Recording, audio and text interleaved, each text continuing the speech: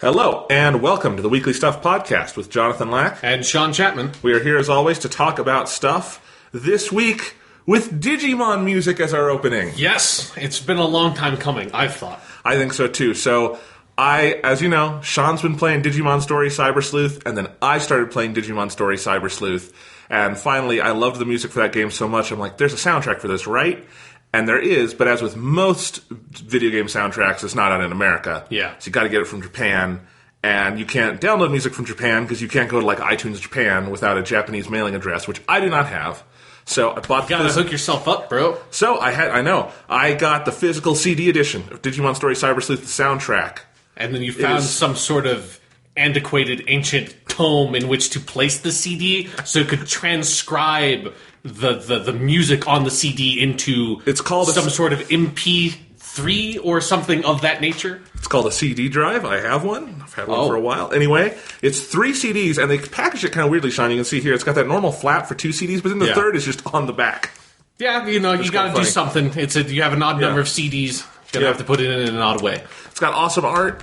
I've listened to the first, 1.5 discs, and I've sampled stuff throughout, but I was listening to it at work today, it's really good music. I know we've talked last week on the podcast about how great the music in Digimon Story is, but just on its own, you get even more of an appreciation. It's a damn good soundtrack for a damn good game. I am now on Chapter 14. Okay, so you've hit the middle game where shit hits the fan point. You weren't kidding. Right? Shit hits the fan. It gets serious, and then there's the whole other half of the game left. So it's not like shit hits the fan in in Persona 3. It's like when you get to January. That's it has that sort of climactic shift in terms of things that are happening in the world. It's like Digimon hits that point halfway through the fucking game. It's great, and I got to a point around Chapter 10 where I knew the game wasn't about to end because I knew it had 20 chapters from what you'd told me.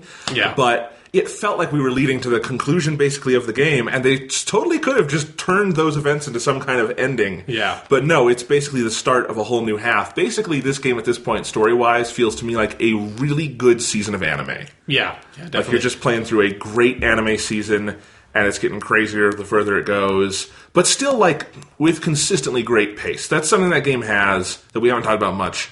It's the rare JRPG where it's really tough to get bored playing it because there's so many things to do. It feels like Persona in that way, where they took a genre that has definitely the trappings of ways where you can it can feel dull or repetitive, and it's all just laid out and paced in a way where it never really does.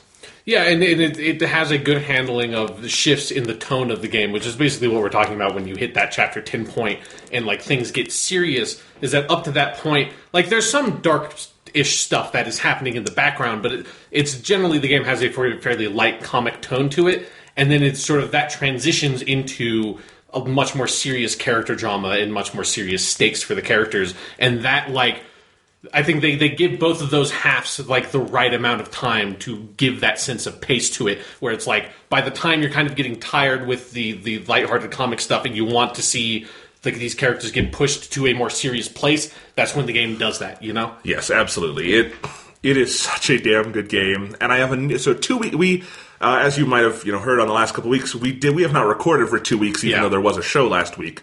So this is the first time you and I have talked in 2 weeks. And 2 weeks ago, I forget which episode it was, but you asked me if I had a favorite Digimon so far. Yeah. And I think at the time I think it was Gargamon. It was Gargamon, because I hadn't played enough to really be sure. I have an answer for you now. Okay. It's Growlmon. And Growlmon's good. Yeah. And it's Growlmon because he's awesome as Growlmon, but he digivolves into War Growlmon, and I fucking love War Growlmon. Yeah, War Growlmon's pretty good. I have kept War Growlmon around a very long time because he is so awesome. And in both forms, he's kind of a jack of all trades. He's effective because of his type combination. There's a lot of different Digimon. Yeah. But War Growlmon, man, he's the shit. Yeah, his special move that does that charge is kind of almost like a Hyper Blast-esque move. It's awesome. Yeah, no. And see, what's interesting about that, Jonathan, is that both Gargamon and Growlmon are from the same Digimon show. They're both from Digimon. Interesting. The third one, I think, is called Digimon Tamers. So you should probably watch that one. Okay, that's the one. If you want to watch some Digimon, that is the one to watch. Yes, I've for you, evidently, at least. I've had inklings in the back of my mind playing this game that I should probably watch a Digimon show now, although I'm not sure where I would start or where I would get it. I know, but the dubbed Digimon Adventures is on Netflix. Yes. I don't know how much I would get out of that version not being a kid, but I don't know. Yeah, I don't know. That was, an old 90s kids anime. Yeah. It's got an old 90s kids anime dub. Yeah, that's what I'm saying. Yeah. So maybe if I But you found can get that hot, late 90s Digimon anime music that is the most awful, techno rap fusion, They probably just bleeding out of your ears kind of music possible. They probably replaced the score in America, I'm guessing. Oh, yeah, definitely. Yes, the music in the Japanese Digimon, when after I watched that Digimon Adventure Try, which is only available in Japanese, where they've brought the characters back and they're using what I now know is the Japanese music with some of the Japanese themes. It's oh, wow, they have much better, this music in the Japanese version of the show aged a billion times better than the weird techno rap thing for whatever 4Kids was doing. Also known as the Dragon Ball Z effect. Yeah. Anyway. It's way more severe than that, though. More severe. It is way... the English Dragon Ball Z music is a billion times better than English Digimon music. I believe it. Yeah. All right. Well, anyway, that's our Digimon talk for this week. Maybe we'll do a little more later. I don't know. This game is great. I'm glad we can just keep it going and keep it going. This week on the show, sorry for that Digimon-related tangent there. Never apologize for Digimon. Sorry, I'm not apologizing for Digimon. I just mean maybe I should have saved it until I told the fine listeners what we were going to talk about this week. We are going to do kind of a random stuff episode. We've got to catch up on things. We've got lots of news. We've got movie trailers. Sean has played Dark Souls 3. Yes, I'm a fair bit into it at this point. Fair bit into that. There was some big news this week in a couple different avenues, one of which I think we will turn into a topic this week, which is Microsoft has officially ended production of the Xbox 360, which is a fairly major moment in the life and now death span of a generation. Yeah. And we need to talk about that. I will say this up front. By the time you hear this episode, you all, the listeners, will know who the new companion is on Doctor Who. Yes. Because on Saturday, April 23rd, in England, they're going to be announcing the new companion, and that will be cool, but we are recording this on Friday evening, the 22nd, yes. And just because I have kind of a busy weekend, part of which is normally we record this on a Sunday night. This Sunday night is the Game of Thrones premiere, and I'm watching that with my brother and stuff, so all right. Gotta watch Game of Thrones, and maybe after the premiere we can go back to Sunday nights and I'll just watch it later. Yeah. But, we've got to figure out how they're bringing Jon Snow back to life, because they're doing it. Ain't no one believing that shit that he's dead. Yeah, that's crazy. Sean doesn't watch Game of Thrones. I can't believe Jon Snow.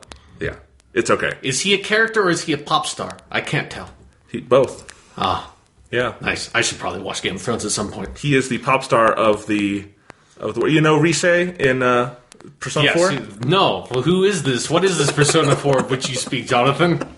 All right, let's not go down that rabbit hole. Anyway, very excited to see who the new Doctor Who companion will be. Mostly, I think it's going to be Jon Snow. I feel like these sources are not confirmed yet, but they're pretty reliable. I think Jon Snow, the character, is just going to be they're just going to take the character. Well, anyway, we are going to talk about that next week on the show, and I think that will be fun. My real hope, though, is that it's someone we have all never heard of, because that's every modern Doctor Who companion except Catherine Tate. Totally unknown, and they make good companions that way. Yeah. So, I mean, what I'm really curious about is if they're going to say anything other than, this is the actress who's going to be the next companion on Doctor Who. Because if that's all they say, there's really not much to talk about in that regard. But if there's, some minor details on the character, or that is not just, hey, she's a contemporary 20-something-year-old London girl. Okay. I'd also like to know when we're going to meet her, whether it's at Christmas or in the season premiere. Right, yeah. That would be kind of interesting to know, because we keep saying we're getting no Doctor Who this year. Mostly true, but we do have the Christmas special. Yes. So, indeed, Doctor Who could be on my top 10 this year. It would have to have a really good Christmas special, but it could make it. Yeah, hopefully. Or maybe it's good enough that I could put on my top 10 movies list or something. Hey, man, it's your rules. You put Doctor Who where you need to get it on one of those lists. All right. I was kind of funny because I was looking at my top 10 TV list from last year, and I think the top 7 shows, none of them will be on TV this year. Except for one, The Leftovers. Everything else is either done or it's taken the year off. Like Doctor Who and Fargo and a couple of those. Or like Mad Men, Parks and Rec. They're all done. So, Hannibal. But yeah, so anyway, it's just kind of funny. My top 10 will look very different this year. Yeah. But can I talk about TV for a minute? Go ahead. Yeah, I have not watched anything TV related in a while. So. Well, but I've given you guys updates for a while here on 2 shows that I really love that I've been watching, and there's been a couple others this year. Like I haven't talked about the People vs. O.J. Simpson show. That was fantastic. That finished a few weeks ago. Definitely seen a lot of good TV this year. This year in TV, I assume, will be, in many ways, just as difficult to make a top 10 list out of as last year was. Just, there's some new stuff, too. But 2 of the shows I'm loving this year were shows I loved last year, and they both finished their seasons this week on the same night. So I thought I would talk about them a little bit. The first being Supergirl. Yes. I've taught Supergirl. I love me some Supergirl. Supergirl had a really good finale, and people don't give that show enough credit. That's the base, that's like my thesis here. Okay. But like that show had a clunky finale. I won't deny that. But I've seen way clunkier TV finales, especially when they involve superheroes. Right, yeah. Look at The Flash Season 1. It's got some good stuff, but goddamn is that a clunky finale. Supergirl Season 1, it's clunky in certain plot ways, but never in a way that, like, makes you feel like the characters are breaking character or anything like that. It doesn't violate any of the main rules I have for TV finales. So, clunky in some plot ways, but I really thought emotionally they nailed everything they had to. They had every character of note from that season there at the end in ways that tied up their individual character arcs, which was great. And just in a lot of ways where that show is, to me, a very impressive balancing act. And I know some people don't love some parts of the show, and to you I say, that's awful because it's fun and it's comic booky and you should just enjoy it. But anyway. Yes, because people can't have differing opinions on things, Jonathan. No, that's okay. It does feel sometimes like there's I don't know, I don't know how to say this, weird double standard with Supergirl I hear sometimes where it's like, basically the part of the show some people have trouble with is that she has this double life where she is Supergirl and she works at a newspaper. And to me, that's a kind of thing that superhero, like live action stuff, never gets to even do. Right. A little bit in the Spider-Man movies. And even then, by Spider-Man 3, that's really gone, Yeah, like the live-action secret identity stuff has never been a big thing other than in, like, Spider-Man 2 in particular. Yeah, and I think Supergirl does it really well. And yes, is the drama at the newspaper office fairly different than the drama at the Department of Extraterrestrial Operations? Yes, but that's kind of interesting to me. That's kind of the contrast, and it's funny to me because everyone always wants, Superman to be, like, human and relatable and stuff, and Supergirl found a way to do that in a really interesting way, while also having the big moral conversation Zack Snyder is very afraid to have in his Superman movies. So, and it really is funny, I've said this time and again, Season 1 of Supergirl has all these moments that feel like they are metatextually commenting on Man of Steel, and the finale was the hardest version of that yet, because it is all about, I say the finale, it's really the last 2 episodes are kind of a 2-parter. Right. And part of the dilemma is Supergirl has the chance to save the day by committing murder, and she ultimately does not do that, and there's a conversation about that, and the pluses and minuses, not just no or not just yes. It's an actual conversation that happens in the episode with characters who have been built up over time in interesting ways, and it is an actual moral conversation that happens, not just neck snap, go. Yeah, it's not just, Batman's not killing people because it was technically the flamethrower guy's fault that his flamethrower was on him while it exploded. Not Batman's fault for shooting the flamethrower. I just give Supergirl a lot of credit for all those things. I really do think the finale had so many good moments in it and really ended in a way that felt very satisfying to me and felt like the season-long journey had been worth it, in addition to all the great individual moments there were along the way.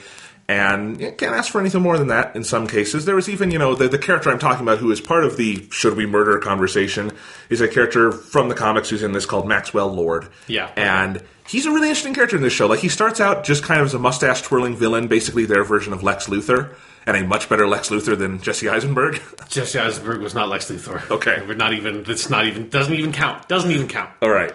Anyway, but over the course of the season, I thought they did some really interesting things with Maxwell Lord, his relationship with Supergirl, Supergirl's attitude towards him, and by the end, turned him around in a way where, he kind of becomes an ally, but kind of not, but it's not just your typical, enemies become friends. It's a very interesting arc for that character, and really for all the characters. I think that is such a great show. If you have not had the chance to watch it, I hope it goes up on some streaming service over the summer, and I hope more people watch it, and I also hope it gets a second season. It hasn't formally been renewed. I can't imagine why they would cancel it. It does well, and I feel like even if CBS doesn't want it, it would probably just go to the CW, because fuck it, CW's already got 3 superhero shows, and The Flash has already been on Supergirl. Exactly. And I feel like it would almost make a bit more sense for it to be on the CW, so... I think it would make a lot more sense for the show where the characters cross over to all be on the same network. But I don't know. Like, I find that's like the thing about Supergirl that confuses me the most is like, how, what, why? Just put them all on the same network. Have it make sense to me. I think they, were thinking Supergirl would be a bigger tent show, and it has gotten higher ratings than any of the CW shows, mostly just by virtue of being on CBS. Yeah. And technically, she is on a different Earth than the Flash. So so he has to cross like dimensional. Yeah. Okay, I didn't know that part about the crossover. So that makes it a little more. It makes it make a little more sense. Yeah, so that's why Arrow has never crossed over so far, the story reason for why. Yes, they could find a way to do it. The Flash can take Arrow through a dimensional barrier. That would be fun. I actually think Stephen Amell's Arrow, or Robbie Amell, which Amell is it? Both of them are on the CW superhero shows, and I can't remember which Amell cousin it is. Anyway, I think it's Stephen Amell as Arrow. He would be very funny playing opposite Melissa Benoist's Supergirl. Anyway, so Supergirl, really good show, really good comic book show. If you hate Batman v Superman as much as we do, I think you would love this show. And if you love Batman v Superman, you are the scum of the earth. Wait till I talk about my trip to New York for further issues on that discussion. Oh, God. No, I did meet someone in the wild this week who loved that movie. That's how you meet them, Jonathan, in the wild. And tried to explain to me how it's really deep because it treats Superman like he's an alien and really asks whether or not he has morality. And I'm like, no, it doesn't. Yeah, you are reading a lot into that movie. Yeah, at what point does it do that? When Superman makes the pouty face? Is that when that happens? When Superman spends hours at a time not talking and not having lines? It's when he walks into the tub with Lois Lane, I think, is when it's really interrogating the moral questions behind this Superman. Do you fuck your girlfriend in a tub or do you not? Who knows? I mean, you do. That's how Superman rolls. Yes, indeed. So, Supergirl's good. Even better, of course, is Better Call Saul, which also finished its first season on AMC. Fantastic show. I have talked at length about how much I love this series, spinoff of Breaking Bad, which I've been rewatching, and I've gotten to my favorite parts of Breaking Bad, which I've really only seen once, seasons 3 and 4, and good God, that show's even better than I remember it. But anyway, that's a story for another day. Yeah. Better Call Saul finished its second season, and just brilliant.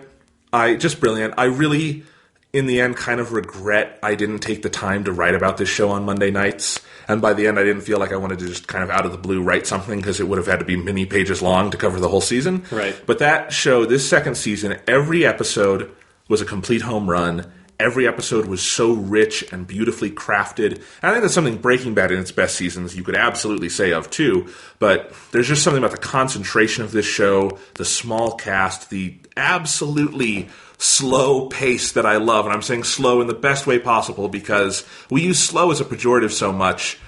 But when done right, that kind of pace is so fulfilling. And Better Call Saul does it absolutely right. And it had this finale that, if you actually look at the amount of incident that happens in that finale, it's almost nothing. Like, very little happens in the end of that season. If you look at the overall arcs for those characters, just in terms of quote-unquote story, very little happens. Like for Mike, for instance, who kind of has a parallel story with Saul/Jimmy, Mike's whole problem is he wants to make money for his family, he runs into a certain enemy, and he has to get himself out of a bad scenario. And that's kind of the whole story of the season, and yet within that, so much character development happens because you are telling this, Greek tragedy story, basically, where you have Jimmy McGill, who's going to become Saul Goodman, who is a heartless lawyer, and you have Mike Ehrmantraut, who is going to become the fixer that we know from Breaking Bad, who really has lost his soul at this point. And that is not a happy journey to walk, and yet it is such a fascinating journey. And it is because neither of them become monsters in the way like Walter White does. Walter White on Breaking Bad becomes a very quickly larger-than-life Western figure. He very quickly becomes Lex Luthor. I know. We're just wanting the Bryan Cranston plays Lex Luthor scenario. Yeah, it was so obvious, and yet somehow they didn't do it. I'm glad he's not in the Zack Snyder movies. Yeah, but it would have there would have been something I liked about it. Yes, I guess so. Anyway, what was I saying? So, but Jimmy and Mike, their moral dilemmas are so small and human scale, and there were so many parts of season 2 in particular where I felt for both of them, Jimmy in particular, in ways, and I was like, identifying with these characters in ways I so rarely do just in fiction in general, because I think the things they're going through about, wanting to be in a certain place in the world and maybe getting there and not feeling like it's what you always wanted. And that is such an interesting dilemma that I think most people are going to run into at one point in their lives. And the show did such a good job with that. And the finale, as I said, very small, very quiet. Not a lot of incident happens in it, and yet it feels like the absolute perfect conclusion to that season. Absolutely proves that Vince Gilligan and Peter Gould and company are in this one for the long haul, which I am excited for. They are not in any hurry to get where they're going. If anything, this one makes me wonder, are they going to need more time than Breaking Bad did to tell this story? Because I always thought when Better Call Saul started, there's no way they do 6 seasons of this, right? Yeah. And now I'm thinking, they could definitely do 6 seasons. They might need to do more than that. It's a really interesting way they've paced this and gotten slower and slower as time goes on, because, frankly, you need that amount of time to tell the story they're telling. Just if you consider Breaking Bad takes place total in a span of 2 years, and Better Call Saul picks up 5 years before Breaking Bad, if they moved at that same pace, they would do 30 seasons of this thing. Right. Eventually. And I think both seasons of Better Call Saul combined are 6 months? I don't know. It can't even be that long at a certain point. It's crazy. But anyway, very good show. There is a sequence in the finale with Mike out in the desert, and if you've seen it, you know what I mean, that is 100% on par with the best of the Coen brothers in No Country for Old Men, in just silent, music-free tension that is so phenomenal. It's amazing how far everyone on that show has come just in their visual and aesthetic power. But yeah, I love that show, and I keep saying I don't necessarily want to say it's better than Breaking Bad yet, but here's the thing. Season 1 of Better Call Saul, 100% better than Season 1 of Breaking Bad. And that's maybe a little unfair. Season 1 of Breaking Bad is not a complete season. They got cut off halfway through because of the writer's strike. They were still kind of figuring it out. So, give them that one. Season 2 of Better Call Saul, also better than Season 2 of Breaking Bad, which is the season where Breaking Bad really started to get great. Mm-hmm. And I just wonder, okay, well, that's 2 seasons it has been better than the parent show. At a certain point, we are going to have that conversation, and I think I know where my vote would go, even though I love both of these shows, and as I've said before, I kind of view them at this point as one big anthology. But great show. If anything else is my number 1 this year, I would be surprised. Awesome. Especially with, as I said, everything else off the air this year, like Doctor Who and what. And so I would wait for that goddamn Christmas special, man. Yeah, no, I would have to be surprised, because it would have to, frankly, be something new, because a lot of the shows I watched are off this year. So it'll be interesting. But that's my TV talk. What do you have, Sean? Oh, man. I went to New York City. You went to New York? I went to New York City. What Broadway show did you see? All of them. I went and saw Phantom of the Opera. I saw Wicked. I saw Hamilton. That's one. That's happening. You got tickets to Hamilton? That's crazy. No. I'm lying. I did not do any of those things. I did not peruse any of the various musicals on Broadway. You and I were talking about this before the show, because I've been making that Broadway joke just because Sean hates musicals. We were saying... I'm right to hate musicals. It's fine. They're awful. Okay. And you were saying, you saw the ads for Phantom of the Opera. Yeah. Because Phantom of the Opera literally has not stopped playing on Broadway since it debuted 25 years ago. More than that now, 30 years. God. And here's the funny thing. I learned this the other day, Sean. Did you know Andrew Lloyd Webber wrote a sequel musical to Phantom of the Opera? Yes, Love Never Dies? Yeah. Did you know that never made it to Broadway? Really? Oh, yes. I didn't know that part. It got, as far as it got, was off Broadway, and it was so shitty, it never actually got to Broadway. It is the Batman v Superman of the musical world. Yeah, that's Love Never Dies. I actually kind of want to watch that, because I remember reading the plot synopsis. Oh, it's hilarious. And just the idea, the fucking sheer consumerist gall to make a fucking sequel to your hit shit Broadway musical adaptation of this kind of fun horror, French horror novel that has a really good silent movie adaptation. How do you make a sequel to that? What? That's fucking making a different Lion King 2 or something musical only thing. That's not just an adaptation of the actual Lion King 2, the canonical Lion King 2 that we all know and love, that we all own the VHS of. It would be really funny, because Lion King 2 uses a bunch of music that was written for the Broadway show. I didn't, yeah. Yeah, so it would be kind of funny if they did it. They would be so cheap, they could just use the Broadway show and just now call it Lion King 2. Same music. Yes. Anyways, fuck musicals, fuck Love Never Dies, fuck Andrew Lloyd Webber. Like, fuck all of that. Like, go watch, like, the fucking old Phantom of the Opera. We just lost our entire 16-year-old girl choir fan base. Good. Good. I want them. Go read fucking Twilight or whatever. I don't know. Like, there's no new young adult kid. Go watch that, like... don't even remember that. Divergent? Divergent. Yeah, like the weird, whatever, the death knell of that genre of film that Harry Potter, like, spewed forth from the bowels of Satan. That's all over. Anyways, New York City has nothing to do with any of that stuff. If you want to go see a musical, more power to you. I did not, because I just didn't want to. But New York City... I don't know how much I want to talk about, like, what I did on the trip, because we were there for, like, 5 days, so we did a lot. But I'll just, like, talk about some of the highlights. First up, my first night there, we fly in. It's like a 4-hour flight. We, like, take a taxi into Manhattan, because we were on Manhattan the whole day, and basically, or the whole time we were there. I was with my family, and we basically went there to visit my brother, because he's been in New York City for about a year now, because he got a job working for Anheuser-Busch up there. So that was, like, basically the reason why I went on the trip, was to visit him and, like, see where he works, see where he lives and stuff like that. And so when we get into Manhattan, it was, like, 8 o'clock at night or something by the time we checked into our hotel.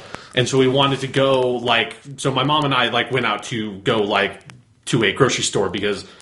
like, New York City is such a dense city that if you want to find anything, you can basically just pick a random direction and walk in that direction for about 3 minutes, and you will run into whatever it is you're looking for. If you want, like, Italian food, you'll find it. If you want Chinese food, you'll find it. If you want a grocery store, you'll find it. If you want, like, a fucking strip club, you'll find it. Like, whatever. Drugs. Yeah, like, any need you need fulfilled can be fulfilled within 3 minutes of any street block in New York City. They should put that on, like, the signs when you drive in. But so we went out on the street to go find a grocery store, which I was like, it was a weird experience going to the grocery store, because I don't know if this is common to all. Because it's like, because since it's a big city, it's not like a grocery store in the way that, like, people, we live in Colorado, we think of, like, a grocery store as, like, a big fucking, like, Target or something. Like, obviously in, like, the city, it's like a mix between what you would think of out here as a grocery store and what, like, a 7-Eleven is. And so, like, which for obvious reasons, but then so, like, their selection is limited. What was weird, and I don't know if all of their grocery stores like this is there, is that, like, their selections were completely limited for everything except for beer. There was, like, an entire aisle with every single beer imaginable on the planet. It was ridiculous. They had more beer there than any other, like, item for sale. It was fucking, I have no idea why. It was so weird. But so we went there, we got, like, just, like, some snacks and normal stuff, like some soda to take back to the room, because you're not going to drink the soda they have in a hotel, because it's, like, literally it was $3 a can. Which is, like, that's not... New York living. That's, yeah. The prices in New York are already ridiculous. The hotel prices in New York for specific items are, like, a further degree more ridiculous than that. Anyways, on the way back from the grocery store... I was, as you know, Jonathan, I own, as I am wearing right now, I am wearing a Captain America t-shirt. A lot of my t-shirts are superhero paraphernalia, because I don't care about, like, my fashion, and I like superheroes, and it's easy to find superhero t-shirts. So that is, like, the path I've chosen in life, and I wear it proudly. And on that particular occasion, I was wearing a Superman t-shirt, and so we were walking back to the hotel room. Again, this is my first night in New York City. It's at night, we're walking back, we're, like, basically a block away from the hotel, and then this random guy on the street just stops me and is like, "Hey, Superman, man! I saw that Batman v Superman movie, and you know what? The critics, they don't like that movie. They don't like that movie, but that's a good movie. I like that movie. They say, like, the editing's bad. They say the editing's weird. It's like, every movie, the editing's not perfect. It's a movie, but it's like, you know what? Like, I had fun. I liked that movie. I enjoyed that movie. It's like, I understand the critics don't, but it's like, man, it's like Batman is like Superman is like my boy Superman's in that movie. It's like, I'm just standing there, like, holding, like, 2 fucking grocery bags in each hand, you know, it's like, there's, like, with, like, liquid in them, and anyone who's had to, like, carry grocery bags any distance knows, as soon as you're, like, hauling liquid anywhere, you just want to get where you're going, because now the bag's digging into my hands, and I don't want to just be rude and, like, blow this guy off, and I'm certainly not going to share my, like, legitimate opinions on Batman v Superman Dawn of Justice on the side of the street in New York City at, like, 10 o'clock at night with some random dude I've never met before. You will probably get stabbed. Maybe, who knows? But it's like, just, he went on for like 3 or 5 fucking minutes just talking, like, and I would just interject with like, yeah, I guess Ben Affleck was pretty good, when you'd be like, and man, Ben Affleck, my boy Ben Affleck, like, man, he's the best. He's the best movie Batman. Like, you know, I like the Christopher Nolan stuff. I like Christian. Like, the weirdest thing was this dude seemed super well versed in, like, it wasn't just like someone being like, I like the action in the movie. He was like, I thought Michael Keaton was pretty good. Like, he's not the best Batman. The suit was kind of stiff. It's like, man, he had that crazy shit, man. He like smashed that bass. Like, he was fucking crazy. I like Michael Keaton, okay, but it's like, man, Ben Affleck in this movie, man, he's so good. He's just like, that's my Batman. You know what I'm saying? You know, it's like, that's my Batman. It's like when I'm reading the Batman comics now, it's like, that's Ben Affleck Batman. Like, he fucking gets it, man. It's like, went on for like 5 goddamn minutes talking about Batman v Superman Dawn of Justice in superb detail. How old was this guy? Oh, he was like in his 30s. He was like well older than I was. Now, I have a working theory. I think that's the age that likes everyone I've met and everyone I'm guessing most people who are dicks online are about that age. So, yeah, I think that might be... And I'm sure this guy's not a dick or anything, but, you know. No, he seemed like a nice dude. He just seemed a bit... He needed to talk to... No one else in the world liked that movie, so he has to talk to someone. And it's like, you know, when you're walking down the street wearing the crest, representing Superman, it's like sometimes you get someone to come out, and it's like, you like that guy, and you get to have a nice chat about Superman. Sometimes a random person assaults you on the side of the street with their opinions on Batman v Superman Dawn of Justice, which are very different from your own personal opinions on Batman v Superman Dawn of Justice, making the entire conversation extremely awkward from my point of view. Oh, here's how I walked into it this week, because I was someone at work, basically, who had come into the office, and I know this person, but and he had all over his computer, like he's got a MacBook, you know, and all over it, Batman and Superman stickers and shit. Yeah. And I knew this guy, like, just from his email address and stuff, and his username online. He is all Superman and Batman themed. Okay. He loves these characters. So I asked him, like, what'd you think of the movie? Because I assumed he was going to say he didn't like it, and then we could make fun of it. And I was like, no, he really liked it. And I'm like, oh, fuck, I walked into this. And same thing, he went on for like 5 minutes explaining why it's like, he's like automatically on the defensive. Yeah, that's exactly how this dude was. Like, he was like, I think he just assumed since I was wearing a Superman t-shirt that automatically meant I liked any movie that had Superman in it. And so, like, he just saw... It's like, I get it. Like, sometimes I like stuff that, like, the general opinion is very negative about. I get that sense of, like, when you find someone else that's, like, you're, like, an ally in this. Like, we stand together on, like, that movie's pretty good. I do not stand together with that guy. In fact, like, my wearing that Superman shirt is in stark defiance of Batman v Superman Dawn of Justice. Why couldn't you be wearing, like, an Agumon shirt and be on the street and someone be like, hey, you play Digimon Story? Yeah, I did! Yeah. Isn't that a great game? Except for in this scenario, like, the only way it ever works out is that the random guy stops you and is like, man, I hate Digimon Story, Cyber Sleuth. Like, you know, the turn-based combat is fucking bullshit. To take 3 Digimon into battle, it should only be 1 Digimon. Like, what is this bullshit? It should only have 4 moves. Yeah, exactly. That's a Pokemon fanboy. No, anyway, what else did you do in New York? Were you there for the primary? No, we left right before the primary happened. We got to catch some, like, really awful CNN, like, political debates that is like, man, televised political debates are terrible. Worthless. Yes, especially when you... on our democracy. Yeah, especially when you let an audience, a live studio audience, like it's an episode of fucking Full House or something, in on the debate. Like, the debates are already terrible because there's like... Because the viewers might not know this, Jonathan, you and I, we took debate for 4 years. Yes. In college, is what, like, hardened and solidified our friendship together. Yes. And it was the birth, really, of this podcast in a lot of different ways. And so... I feel like we know a little something about debating. Yes. It's like, man, when you watch these TV debates, it's like everything from the questions to the presentation to just the general etiquette is all terrible. And then when you throw on, like, terrible, like, applause cues, what are you doing? What are you doing? What was I doing? It's especially worthless right now, just in our current state of our democracy, because on the Republican side, you just have a bunch of old white guys yelling at each other. Yeah. Or you have, on the Democratic side, 2 old people impolitely agreeing with each other. Exactly, because it's like you have to manufacture some sort of, like, intense, violent disagreement, even when both of the candidates are basically on the same point with each other. They still have to be aggressive, because you still need to get that audience to go like, woo! You know, you got to do that. Anyway, there I was, like, sitting in, like, on my stupid ass in a New York City hotel room at 10 o'clock at night watching a fucking political debate because I'm sorry, man. On the TV. I don't even know why I was doing it.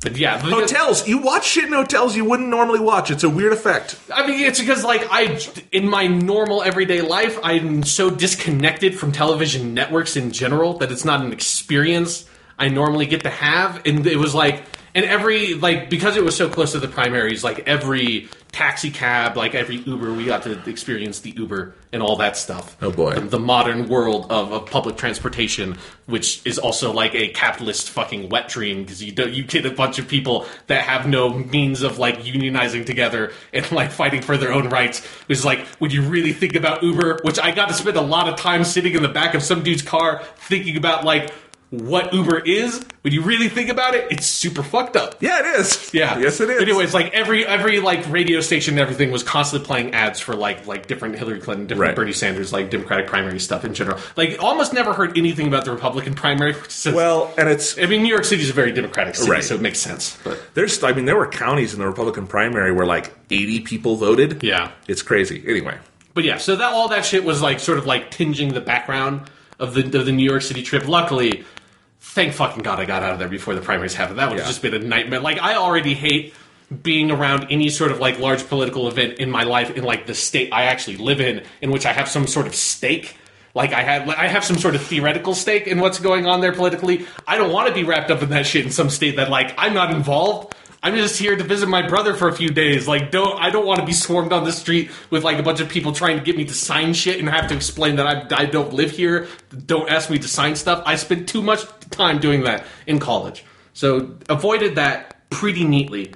The other stuff we did that's worth talking about, like, honestly, it was a lot of sort of, like, walking around and sort of admiring the city, because it is a really remarkable city. Like, if you're someone who has any sort of like interest in architecture, even like sort of like the pure aesthetics of it, or like just like a little bit of the history of it, is a really cool city to just walk around in, because every single city block there is some crazy like Victorian Gothic style church or something that has like, we went into one that had like a 24 karat gold mosaic on the ceiling that was pretty incredible and stuff like that. So just walking around the city composed the bulk of my time there, which is also nice because that like, I wasn't just sitting on my ass the entire time, which like happens sometimes when you go on like trips and vacations and stuff.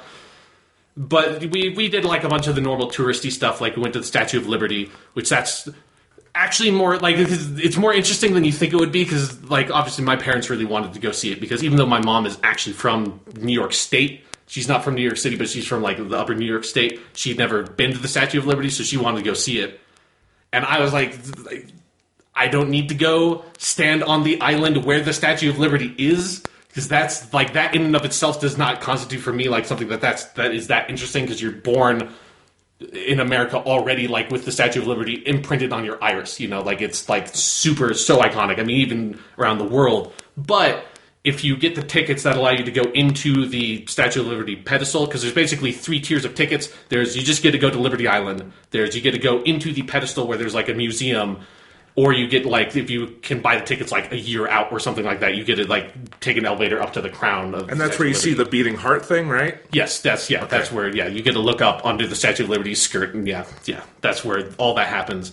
So we got the pedestal tickets, and we went in, and the museum that they have in the pedestal of the Statue of Liberty is actually really cool. It's really well done. They have a lot of really interesting stuff there. I got to think a lot while I was walking around there about oxified copper, because that's what, I mean, it's something that I knew but had kind of forgotten about, is that the Statue of Liberty is made out of copper. And anyone who's, like, remembers their high school chemistry will remember that when copper rusts or oxifies, it gets like a green coat on it. So the Statue of Liberty is not painted. It is rusted over.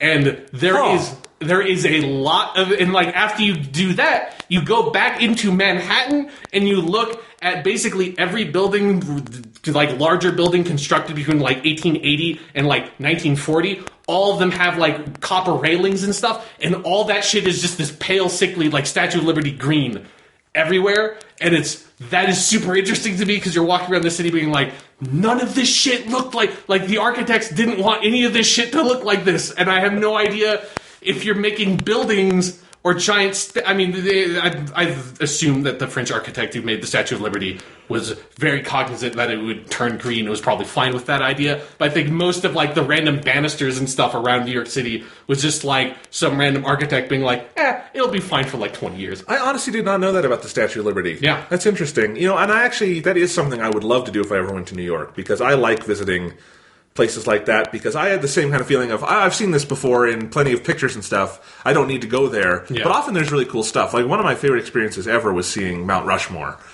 because that, like, in real life is so breathtaking. The audacity that people fucking did that is insane, but they also have a really nice museum and stuff there where you learn things, and it's like, this is actually kind of fun. Yeah, it's actually, it is 100% the museum, at least to me, the museum parts of those things that is way more interesting than the actual thing, because it's like the Statue of Liberty is really cool, but like it's not like taking a ferry out to go to Liberty Island and see it super up close. It's then like paying all that money. It is not that cool, to me at least. But going to see the museum, and one thing I really loved about the museum is that there were a couple of sections in there that very specifically talked about the commercialism around the Statue of Liberty, which was great for me because, like, the entire time there, like, I've got an English degree and I'm a big smartass, so the entire time I'm just thinking about, like, how fucking ridiculous it is that we have this statue that is supposedly, it's like this gift from France and is supposed to be this, like, symbol worldwide for, like, the American dream and liberty and justice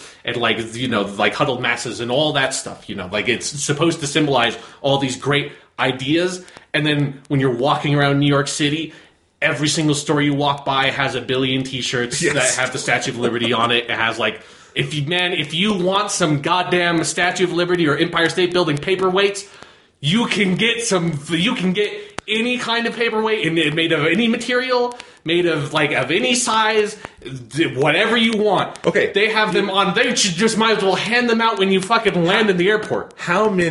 In New York, how many Statue of Liberty themed sex toys do you think you could procure within, like, an hour?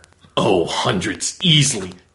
And not even just, like, hundreds of, like, the same model. I'm talking about hundreds of different kinds you can find. Like, there is a intensity to the consumerism and the commercialization of New York City's icons that, like, it makes a lot of sense, but it sort of, like, undermines when you're like, it's the actuality of the experience when, like, that stuff is made physical and you're really there and you realize, humans are humans and, like, the ideals are fine and beautiful when I'm sitting in Colorado and, like, it's like watching a movie set in New York City or, like, reading a book or something that's, like, thematizes the Statue of Liberty. It's like, yeah, that's really remarkable. What a remarkable human achievement this like, architectural achievement this statue is and all that and what it represents. But then when you're actually there, it's all about, man, people are making some fucking money off this goddamn thing. Like, holy shit. It's so crass. It's so America. Like, yes. Honestly, in so many ways. It's, Sean, in more ways than one. It represents the American dream. Yeah, exactly.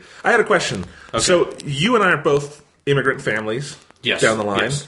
Did your family come through on Ellis Island? No. Okay. We came south, I think. Interesting. Mine did, and that's one of the things I've always wanted to go to New York for. I know my dad found this online on one of those sites that, our great-grandfather, one of them, did sign the book at Ellis Island. So I've always wanted to go and, like, look at that. Yeah, it's cool. Basically, like, we didn't do the Ellis Island thing, but you can basically, like, when you do it, the ferry, it does, like, a loop that goes from, like, the coast at Battery Shore and goes up to Liberty Island where the Statue of Liberty is, and then goes to Ellis Island. Or you can just, like, stay on because we needed to get back, so we didn't stay for the Ellis Island stuff. But, yeah. See, I really just want to research it because I want to know what our name was in Germany.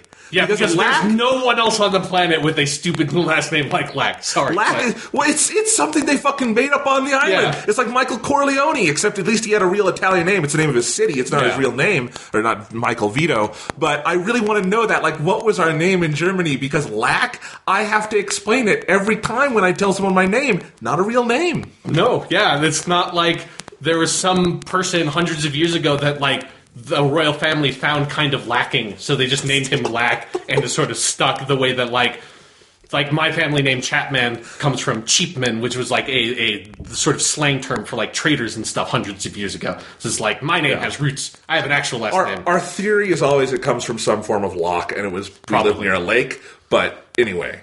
Yeah. But anyways, yeah. But so back to the Statue of Liberty thing really quick. It's basically done. What one of my favorite parts about the museum was like they showed a bunch of like vintage political cartoons and stuff from the construction of the Statue of Liberty, where like there were some insightful motherfuckers back in like the early 20th century drawing political cartoons about the Statue of Liberty, and like there's like my favorite was like one that just had like all these like billboards and advertisements on it of like this guy like says like this is how like they're going to pay for this, like this is what this is going to become. It's going to be a symbol for like American consumerism and everything. Is like that's really great. That's awesome that like they can like whoever like the because I think it's technically a national park, so the national park people like put together the museum. It's awesome that they were like, hey, we're not going to make it this super jingoistic thing. Like there's elements of that in there. But they represent, like, the Statue of Liberty, I think, from all perspectives of, like, the French side of it, because, you know, maybe people don't know this, I don't know. I feel like it's common knowledge. But I learned on that trip, a lot of people did not know this. We did not make the Statue of Liberty. Right. We made the pedestal, the base of the Statue of Liberty, but the Statue of Liberty was French, and they gave it to us. And so, yeah. And we gave them the Eiffel Tower, and... Yeah, then we just insulted them after World War II, because we're... real nice people. With America would literally not even exist if France had not helped us in the Revolutionary War. But we'll still make fun of them because fuck them. Snooty baguette motherfuckers. That's the title of this episode. Yeah. Snooty baguette motherfuckers. But yeah, no, so it's like they represent, like, it's not just super nationalistic. They, like, talk a lot about, like, the French side of, like, making it and, like, all those people. Like, there's way more French stuff in the Statue of Liberty Museum than there's American stuff in the Statue of Liberty Museum. Thank God they haven't sold the Statue of Liberty to Coke or something yet. Yeah. That's great. That is what that little cartoon was basically about. And so I do profoundly appreciate that they, in that museum, that they showed the whole picture of it and every side of it, even the sides of the Statue of Liberty that are not exactly the most flattering for America. So that's the Statue of Liberty. Pretty cool. If you're in New York City and you are inclined, I would advise going to it. But do not go to it unless you get the tickets for the pedestal part of it, because I don't think the chicken fingers that they serve at the base in like the little restaurant they have down there are pretty good, I can say from firsthand experience, but they're not worth getting on the ferry and going all the way. And that ferry is packed, man. Holy shit. It's like immigrants coming to the United States. Basically. And it is like, while I'm thinking about it, another amazing thing about New York City is that partially because it's just like a very like ethnically diverse city, like because it's so cosmopolitan and it's such a like massive city and so dense. Like obviously there's like so many people from so many different walks of life there, but it's also such a massive worldwide tourist attraction that while you are sitting on that ferry to go to Statue of Liberty, you hear like every single language on the planet being spoken around you at the same time, and the most utterly soul-crushing part about it is that I think I heard in like at least in 6 different languages people saying the word selfie, and that killed me because it's like it's been a really long time since I went on like a proper vacation before this one, and so I hadn't really gone on a vacation since the selfies became really a thing, and like you know there are like people standing on the side of the street on like street corners in New York City selling selfie sticks, and it's like what is this? What are we doing? And there's like people like on the ferry taking pictures of themselves with fucking selfie sticks, talking like Italian. There's a selfie. It's like, what the... Stop, people, stop. Don't. You know, the thing is, I think the multiculturalism of New York is another thing people probably don't know about, because name a TV show featuring New York that also has a black person on it. This is good. Hey, Law and Order. Okay. Law and Order. Okay. All over the place, man. Okay. Yeah, Law and Order, but Law and Order's not on the air anymore, so you might have a really good point. Yeah. Yeah. But then also about the language thing, it's also really awesome that every single sign in New York that's not just like a stop sign, but like a legitimate, like in the Statue of Liberty area, like every single sign that's telling you like where to go and stuff like that is in at least 6 different languages. Like legitimately, it's like you have like English, there's like Spanish, there's French, there's Arabic, there's Chinese, there's Japanese. It's like this fucking everything. Like I half expected Hebrew to pop up on it. It's ridiculous. And it's really cool. That's like you just don't see that in like anywhere else really. Well, when President Trump gets elected, we'll get rid of all of that. Hopefully, yeah. I mean, it'll save a lot of money if like we have to redo the signs to only do one language. Like it's kind of a waste of space. But yeah, so that's the Statue That of was Liberty. sarcasm. Yeah, no. Just so y'all know. Yeah, don't email in. We're not having any more of that conversation. But other things we did that were really cool were we went to the Empire State Building. That was a lot of fun. The most amazing part of the Empire State Building, like the view and all that stuff is fine, is cool. The most amazing part about our trip was that we somehow went at like the perfect time when like everything just aligned in the universe and like Venus was in the house of whatever, that there was almost no one else there. Wow. It's like, and we went with my brother and my dad and my mom, so all of us went together because my brother had not actually done the whole Empire State Building thing yet. And he said that one of the main reasons he didn't is that everywhere on that street block is constantly packed because there's so many tourists.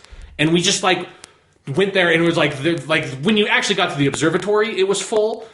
But you could get a sense of how many people are generally in line in the Empire State Building. In that, you know, like in theaters, they have like little stanchion things with like the cloth lines and stuff to sort of create these like multi-tiered lines to get people through and to make efficient use of space. They had those for like going through like a whole floor, and then you went up some stairs, and then had a whole other thing of those, like a whole layer of those. And it's like they had like 3 of them, like 3 just like whole floors of just layers of these. And we just walked through every single one until we got to the elevator where the line was. Like they put up all these little like things like that, like screens that dynamically displayed information about the Empire State Building, and that we're just like walking right past, that are clearly there because you're supposed to be standing there for like 40 fucking minutes. So you're like reading these things as you go through, and we were just walking through. It was like a 3-minute walk to get to where you like give your like tickets that you have to like buy to like then get like the other tickets that you need to like give to the people to go up to the observatory. It was insane. It was fucking awesome. Wait. The craziest part of this whole thing, they got TVs in the line for the Empire State Building, and they're not just showing King Kong on a loop? No, honestly, we'll talk about King Kong in a little bit. We'll get there. We'll get there in the trip because actually my dad and I rewatched King Kong like a day before we went. Of course you did. Trip because it's like our favorite movie and it's awesome, and we got that new TV and it looks good on that new TV. Nice. So, but anyways, we went up to the observatory on the Empire State Building, and that's cool. Like it is an insane view because it is a very tall building. It is not the tallest building in New York anymore, but it's like that part of it is pretty spectacular. So, like, that was a lot of fun. But to get to the King Kong part, we got to, after you go through the observatory and you get your fill of, like, looking at all this stuff, you then go, like, back through, and then you go through a gift shop, basically, where they sell a bunch of stuff to you. Because, again, like, hey. America, exactly. Capitalism. We need money. We need money. But I was actually profoundly disappointed by the gift shop. I thought the offerings that they had were very poor. There was one wall on like a small wall that had King Kong stuff on it, that had 3 different King Kong plushies. It had a screen that was playing like a trailer for King Kong, like it wasn't even just playing King Kong on loop. This is what you wanted. There was no sound on it or anything. And there's like a couple of mugs that had like a King Kong thing on it. There are a couple of t-shirts. My brother got a t-shirt of King Kong taking a selfie at the top of the Empire State Building that says #selfie on it, and I had to bite my tongue when I saw that happening. But in the back of my head, like... You didn't throw your brother off the Empire State Building? No, because in the back of my head I was like... Because I have a complicated relationship with my brother, as like all brothers have complicated relationships. As like I love him, and I also kind of despise him at times, so I like to think of him looking like a complete idiot walking around New York wearing that stupid fucking t-shirt. It's like, serves him right. So there's that, and there's honestly the coolest thing they sold in the gift shop was just like a little like coffee table book that had like a bunch of pictures of the Empire State Building and like historical facts about it. We didn't get that, but like everything else is like just like the shittiest. They were like, this is how desperate they were for like finding merchandise somehow, is that there were 2 different Hello Kitty plushies that were like Empire State Building themed. And like one of them was dressed like the attendants that are in the Empire State Building, and the other one was just dressed like a fucking, I don't know, like a rich lady. Like it was just like so sad. It's like the Statue of Liberty, like, say what you will about how it undermines the ideals that the statue represents, at least, like, that fucking gift shop merchandise the shit out of that thing. Like, they knew what they were doing. Statue of Liberty dildos up the ass. Yeah. Literally. Yes, exactly. Literally. But, like, you couldn't... Like, this is how bad it is, Jonathan, is that there isn't even, like, a unique... like, DVD version of King Kong that you can only buy in the Empire State Building gift shop. It's just, you can buy the DVD there. It's just a normal DVD. You can't even buy, like, because I have, like, a really nice little box set that has King Kong, Son of Kong, and Mighty Joe Young on it. And the King Kong one has some of the best, like, special features I've ever bought, that I've ever seen in any, like, movie. Like, I've watched the special features I've watched the special features on that DVD actually more times than I've watched King Kong on that specific DVD. Not in my lifetime. But, like, the special features on that are awesome. They don't even have that version. Like, it's just, like, a normal, shitty DVD of King Kong. How do you fuck that up? How do you not have, like, your own... Like, it doesn't even have to have its own special features or anything. It can be the same fucking DVD.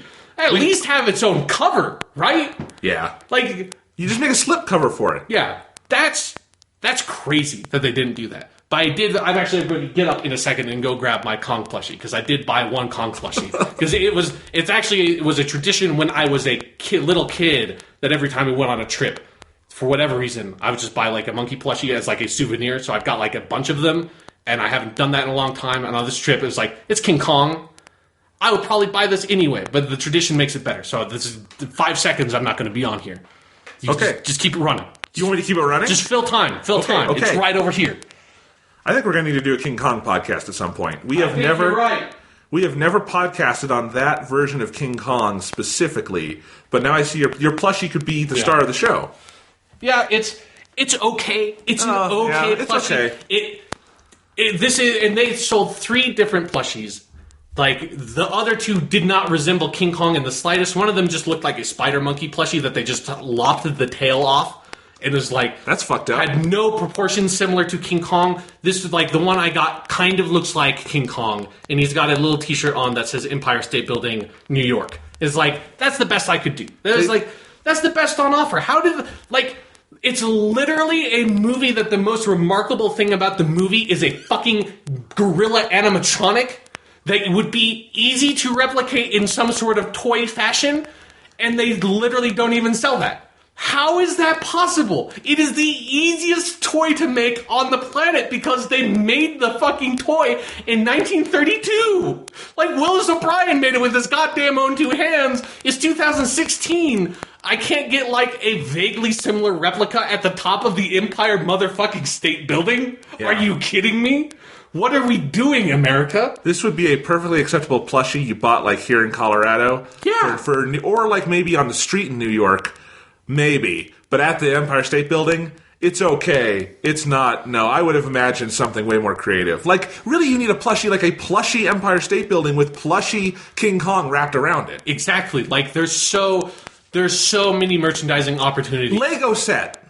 Was not there. We will talk about Legos, though. I guess that'll be my next section. Okay, we've probably got to move on soon. Okay, so I'll go through the next 2 things real quick, because they are my favorite 2 things. Because we did a lot of other stuff.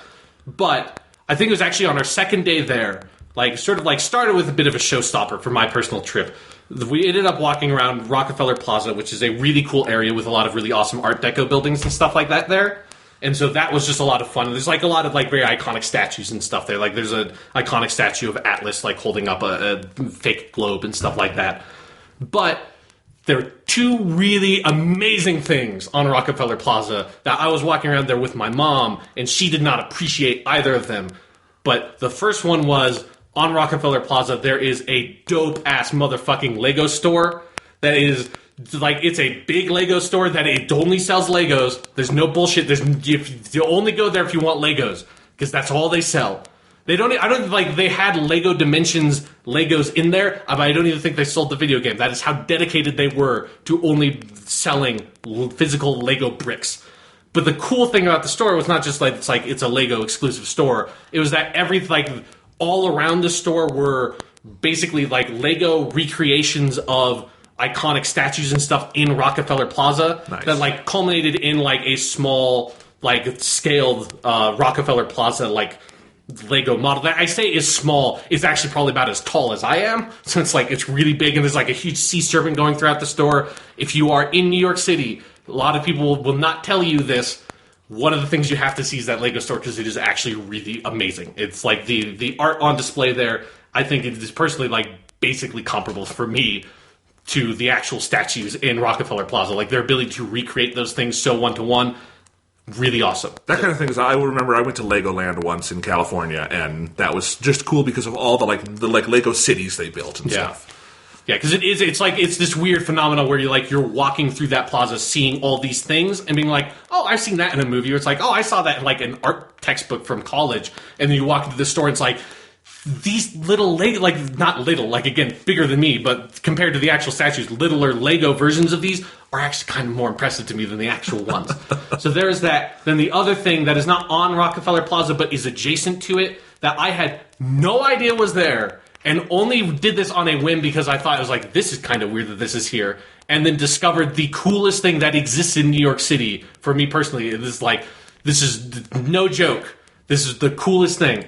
Was while we were walking back to our hotel from Rockefeller Plaza, my mom and I saw a Nintendo store that's in New York, and it is just Nintendo. Like with Lego, it's just a Nintendo logo on the top of two doors on like a two-story building, or not a two-story building, but a two-story shop. And it was like, oh, I have to see what's in this. I've never walked past a Nintendo store before. It's pretty famous, the Nintendo New York store. I had never heard of it before. Okay. So I went in there.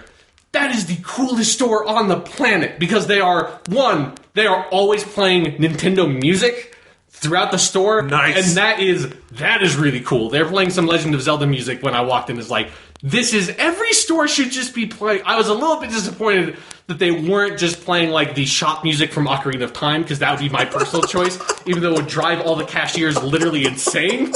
But that's what I would be doing. But so you walk in and you immediately, there's like Nintendo music playing. There are like lined on the walls, and this is just the first floor. This is a whole adventure when you go into this store. On the first floor, you see there's like game stuff in the back, but then you also see like lined up on this wall, basically, there's probably about 8 to 10 stations set up of just like, they were basically all 3DSs and Nintendo Wii U's with like different games. They're like Pokken Tournament, and like Fire Emblem was there. The Fire Emblem, I get it's like their newest release, but it was a little bit, who's going to stand there and play Fire Emblem on like a store demo or whatever. But like play for 10 hours in a row. There's probably some kid that was doing that because it was all like kids playing all of them, which was cool. That I was a little bit afraid that it would just be all like 20-year-old guys, and it's like the death of Nintendo would be the death of Nintendo. But it was all kids like playing like all these different games all over the place.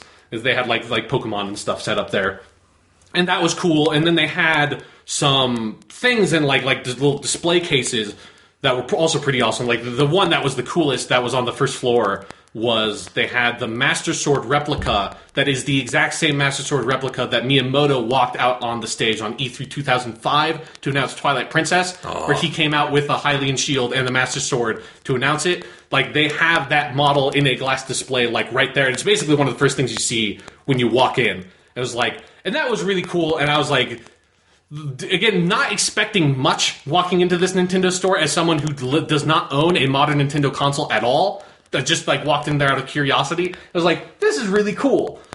And then my mom was like, oh, you should, like, get a picture taken here. And I was like, I'm not a picture guy. I don't really want to do that.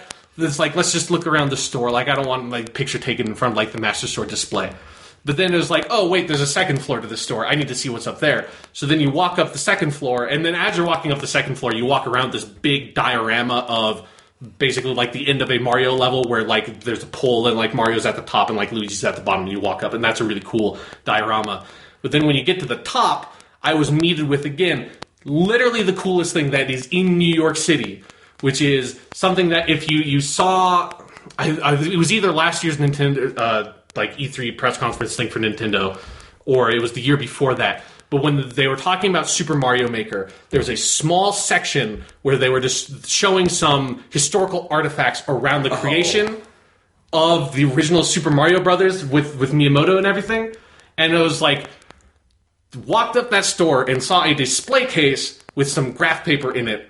and like immediately like my heart dropped into my fucking stomach, and I like, because I was not expecting this to be there, and this hit every single part of like the nerd part of my body. It was like video game stuff. It was like related to my childhood with Nintendo, and then it's like also like my academic side of like the historical artifacts that they have on display. A selection of pieces of graph paper that Shigeru Miyamoto and the level designer, like they helped him for the original Super Mario Brothers. Like, they're the graph paper they use to plan out the levels before they program them in, that are on display in a glass display case. And I took some pictures of them just to show Jonathan, because you can find these pictures online. But it's like, I was there. Oh my god. And this was, again, this is like what it was, is like, I am not a picture person. I almost took no pictures during my trip in New York City. So it was like, because I just don't like to do that. As soon as I saw these, like, my immediate reflex was, I have to take pictures of these, because they are fucking amazing. Like, you see, like, it is just straight up, like, you see the title screen in, like, color pencil, and then, like, the first section of screens from Super Mario Brothers 1-1, where you can even see, like, that they number the screens at the top of, like, there's, like, the 0 screen, the first screen, the second screen, and, like, there are some, like, little notes in, like, Japanese down here. There's, like, you can see the pipe you can go in that says, like, Iriguchi, which means entrance and stuff. It's, like...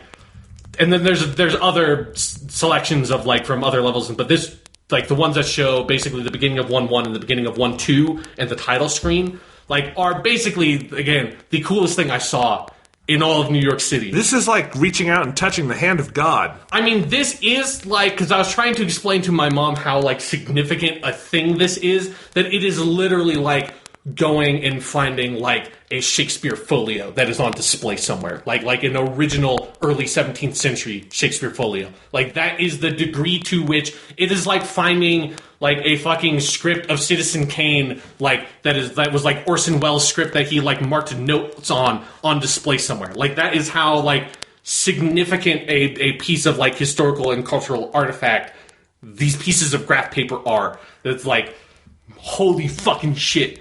That was so cool. Like, not expecting it, not knowing anything about it. And again, like, as soon as I saw it, like, my, like, memory just, like, I had a flashback to watching that E3 video that Nintendo had of, like, Miyamoto, like, going through, like, this, like, some of his notes and stuff and talking about it. It was like, oh my god, these are those notes. Like, these are those pieces of graph paper. That's really cool. So if you go to New York City and you care anything about video games, go to the Nintendo store, because holy shit, that is really cool. That's awesome. Yeah. So that's my New York trip. I bought a Legend of Zelda guitar songbook from that store because I felt bad if I just, like, saw, like, this awesome, my favorite thing I saw in New York City and left without giving them any money. And it actually is a really good collection of Legend of Zelda music that has guitar tablature, so I'm actually really glad I bought it. That's awesome. I bought it on a whim. But yeah, so that is my New York City trip. I had a lot of fun. All that stuff that I talked about was cool. I did other stuff. Well, can I segue into another Nintendo topic? Go ahead, yeah. Okay, so this week, the previous week, I guess it's been a week since it came out, Bravely Second End Layer came out for the Nintendo 3DS. Yeah. I have not had a chance to play it yet because I've been busy with Digimon and work and stuff, and I'm kind of waiting for a quiet moment. But I did get the game in. I had the collector's edition on pre-order. This is one of those Nintendo collector's editions, so if you didn't pre-order it, you're fucked. Right. But it was a collector's edition. I knew it had a soundtrack and an art book. And from what it looked like on the site, like on Amazon, I thought it would be maybe the size of a DVD or something. Sean, here's the Bravely Second Collector's Edition. Holy shit! Look at that thing! That is, like... It is shaped like if you, like, have ever been to a church and seen, like, the Bible they have at the pulpit in a, like, fancy church. It is that size a book, basically. I have nice art books I've paid, like, $60 for that are smaller than this. Yeah, that is a significant piece of merchandise. Giant collector's edition. You open it up. Again, for a 3DS game. Yeah, for a 3DS game. So the game is approximately like 1/100th the size of its packaging. Yeah, like, look, so here's the box where you open it up and then you get the box with the, so you get the 3DS game. It's just in its normal box. You got that there. You get the CD. It's about a 45-minute album, so it's called a mini album. It's not quite a sampler. It's got more than that. It's like 45 minutes, but not everything. But I'm still glad to have it because the music in this game is great. So you get all that. And that's cool, but the best part is this book that came with it. This is so it's got like a 300-page art book. I'm showing it to Sean right now. It's huge. Jesus. And look at this. Look at the art in this. It's amazing. This is the kind of thing that normally I would pay $100 to import. Yeah. This entire collector's edition cost me about $55. I think normally it's $70 or $80, but I had that Amazon discount. Yeah, like this, like regardless of like what it is for, this like quality of art book is like worth a lot more than $55. Yeah, like there's those Persona ones that I've been wanting to get, and they're less pages than this and cost way more. Yeah. So this is crazy. Like it's sketches and stuff, and I haven't had time to go through a ton of it, but. It's even got that Japanese, obi thing where they put the little binding around the book, so it's like a Japanese book. It's just gorgeous. I had no idea this would be this nice. This is one of the best video game collector's editions I've ever gotten. Yeah, that is really like just kind of crazy. Yeah, I mean, even like look at the little box where the 3DS stuff comes in. It's got like little things etched into it and whatnot. And then like just the collector's edition box itself, the art on it is beautiful. Yeah. So, like, I cannot wait to play the game. I'm sure it's going to be great. I've been playing Digimon, and I don't really want to quit at the moment, so I'll get to it eventually. But, man, they did a number on this collector's edition. Yeah, like, that is... It's kind of weird because it's like... I get that, like these games are fairly popular, but, like, this is, like, the kind of treatment for, like, the quality of a collector's edition that you would expect from, like, Final Fantasy 15, Like, not... And for, like, $200, not for... Not for 50, yeah. It's crazy, because, like, I get a lot of video game collector's editions. I get at least a few a year. And, like, recently I've gotten all those different Persona ones. And those are super nice and totally worth the money.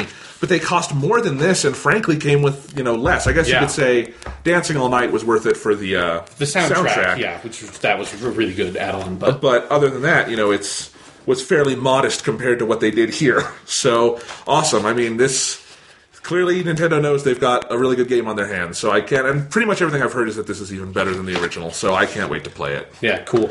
Yeah. That's really cool. Having played that demo I was telling you guys about, and just knowing it is so good, I can't wait to play more. It is very tough to get back in the box. Yeah, like for the past 5 minutes, Jonathan has been trying to put his collector's edition back in his box. It's very fun to watch. Anyway, why don't you go ahead and talk about something? Dark Souls 3, how's that? Okay, I'll talk about Dark Souls 3. So Dark Souls 3 came out while I was on my trip. I think it actually basically came out when I left. And so on my trip, I was not originally planning to buy Dark Souls 3 right away, but while I was on my trip, I was basically cut off from video games while I was there because I talked about the whole XCOM Enemy Unknown Plus on the Vita snafu that happened. So I didn't play anything at all while I was on my trip. And then I saw like some videos and stuff when Dark Souls 3 came out and read some of the reviews, and it just like lit a fire in me of like, okay. Like they're talking about how this is probably going to be the last like Dark Souls game. There's going to be more games made in this style in the way that Bloodborne was, but that this is the last Dark Souls proper. And I played Dark Souls 1, and it's one of my favorite games ever, and I played Dark Souls 2, and it frustrated me to no end. I might as well play Dark Souls 3, I don't know. And you played Bloodborne, you're in for Bloodborne was my second favorite game of last year. Like Bloodborne is amazing. So yeah, like you said, in for a penny, in for a pound. And even when like Dark Souls 2 really frustrated me, I loved the first half of Dark Souls 2. It was only that Dark Souls 2 didn't end after the first half was done. It had a whole second half that was not as good and just dragged on forever. And that is like basically why I don't like Dark Souls 2 that much. It just went on too long, and the latter half of the game just sort of feels very repetitive because it doesn't do anything that builds upon what they did in the first half. So it's like Dark Souls 2 is not a terrible game. It's just very disappointing after how good Dark Souls 1 was. So got back and just basically immediately downloaded Dark Souls 3 and then like thought I was just going to play a little bit of it, and like I'm probably like halfway through the game at this point. Wow. Close. And these are fairly long games. I've sunk basically every moment I can into playing Dark Souls 3 right now. And it's something where I was almost kind of surprised that I got sucked in as much as I did, because early on I was sort of finding Dark Souls 3 a little bit underwhelming. Like, not in a way that made me want to stop playing it necessarily, because I was still having fun, but like nothing. But there was like, I kept on waiting for something to really click, because one, it took me a really long time to unlearn like my Bloodborne habits, because Bloodborne's combat is very different than Dark Souls combat, which like I kind of knew when I was playing Bloodborne, but you like as you get adapted to like the different mechanics that Bloodborne layers on top of that sort of Soul style combat, you kind of forget that's like, oh right, like Dark Souls compared to Bloodborne is like really slow. Like it is a lot of like hanging back with your shield, managing your stamina super carefully. It is not the fast-paced, like really aggressive kind of combat that Bloodborne has, especially when you get good at Bloodborne in the later areas where you like really have to be aggressive with the combat in that game. And so unlearning that was really painful because it's like, because it just in comparison to Bloodborne, the combat in Dark Souls just feels so slow. It's so like, even when you're playing as like the fastest build you can play as, which is how I like to play those games, and with basically the fastest weapon I had on hand, like still just felt way too slow to me. But then eventually once I like got back into those habits of like, okay, I'm not going to rush in all the time. I'm not going to rely on the dodge exclusively all the time for my defense, because Bloodborne was a game that had no shields at all. Dark Souls is a game where like there are certain boss fights where I don't know how you beat them without a shield. That's like how massive the difference is in sort of like how you have to try to play those games. And so once I got into those habits again, and once I got through the first few starting areas, like what Dark Souls 3 began to really click for me, and where I am now in the game, I love it a lot. And it's like I would be pretty surprised if I ended up getting frustrated with this the way I did Dark Souls 2, because I think the things that Dark Souls 3 is doing, they're doing much more deliberately, and they're doing it in a much more interesting way. And that Dark Souls 3 is very much the last Dark Souls game in terms of how they're playing with some of the mechanics, and more importantly, how they're playing with the world building and like the boss encounters and the boss design and stuff like that. Is that Dark Souls is a series that has always been built on this really sort of obscure storytelling that like you always feel like there is a story going on. You always feel like there are characters acting in certain ways, but you never quite perceive any of it directly. And so much of the story in those games is entirely for like on your inference and like you trying to piece things together and reading all these weird item descriptions and like looking at different environmental cues and being like, okay, so if like this item was here and it's like, oh, this statue is here and that statue looks like this boss, so that means these things are connected. And it's like, so it's like that's how you kind of piece things together. And I got pretty good at that in Bloodborne because the story really interested me there, the way that Dark Souls 1 and Dark Souls 2 didn't. But what Dark Souls 3 does that takes the story and the environment stuff to the other level is that it is a direct continuation of the things that are happening in Dark Souls and Dark Souls 2. Not like it is set probably like hundreds, maybe thousands of years further in the timeline. Like it is not like you're not like running into all the same characters all the time or anything like that, because people don't really survive Dark Souls games to be characters in future Dark Souls games, even if they wanted them to be.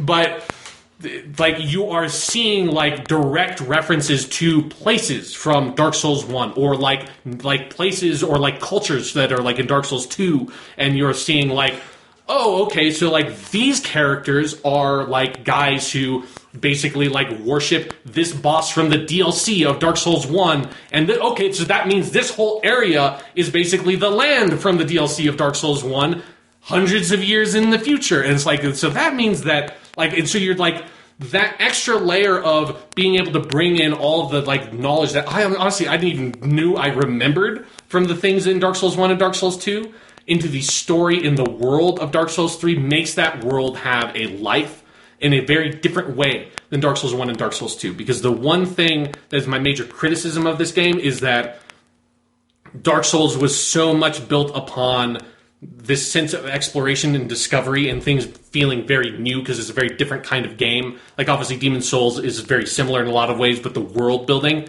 was very different between those two games.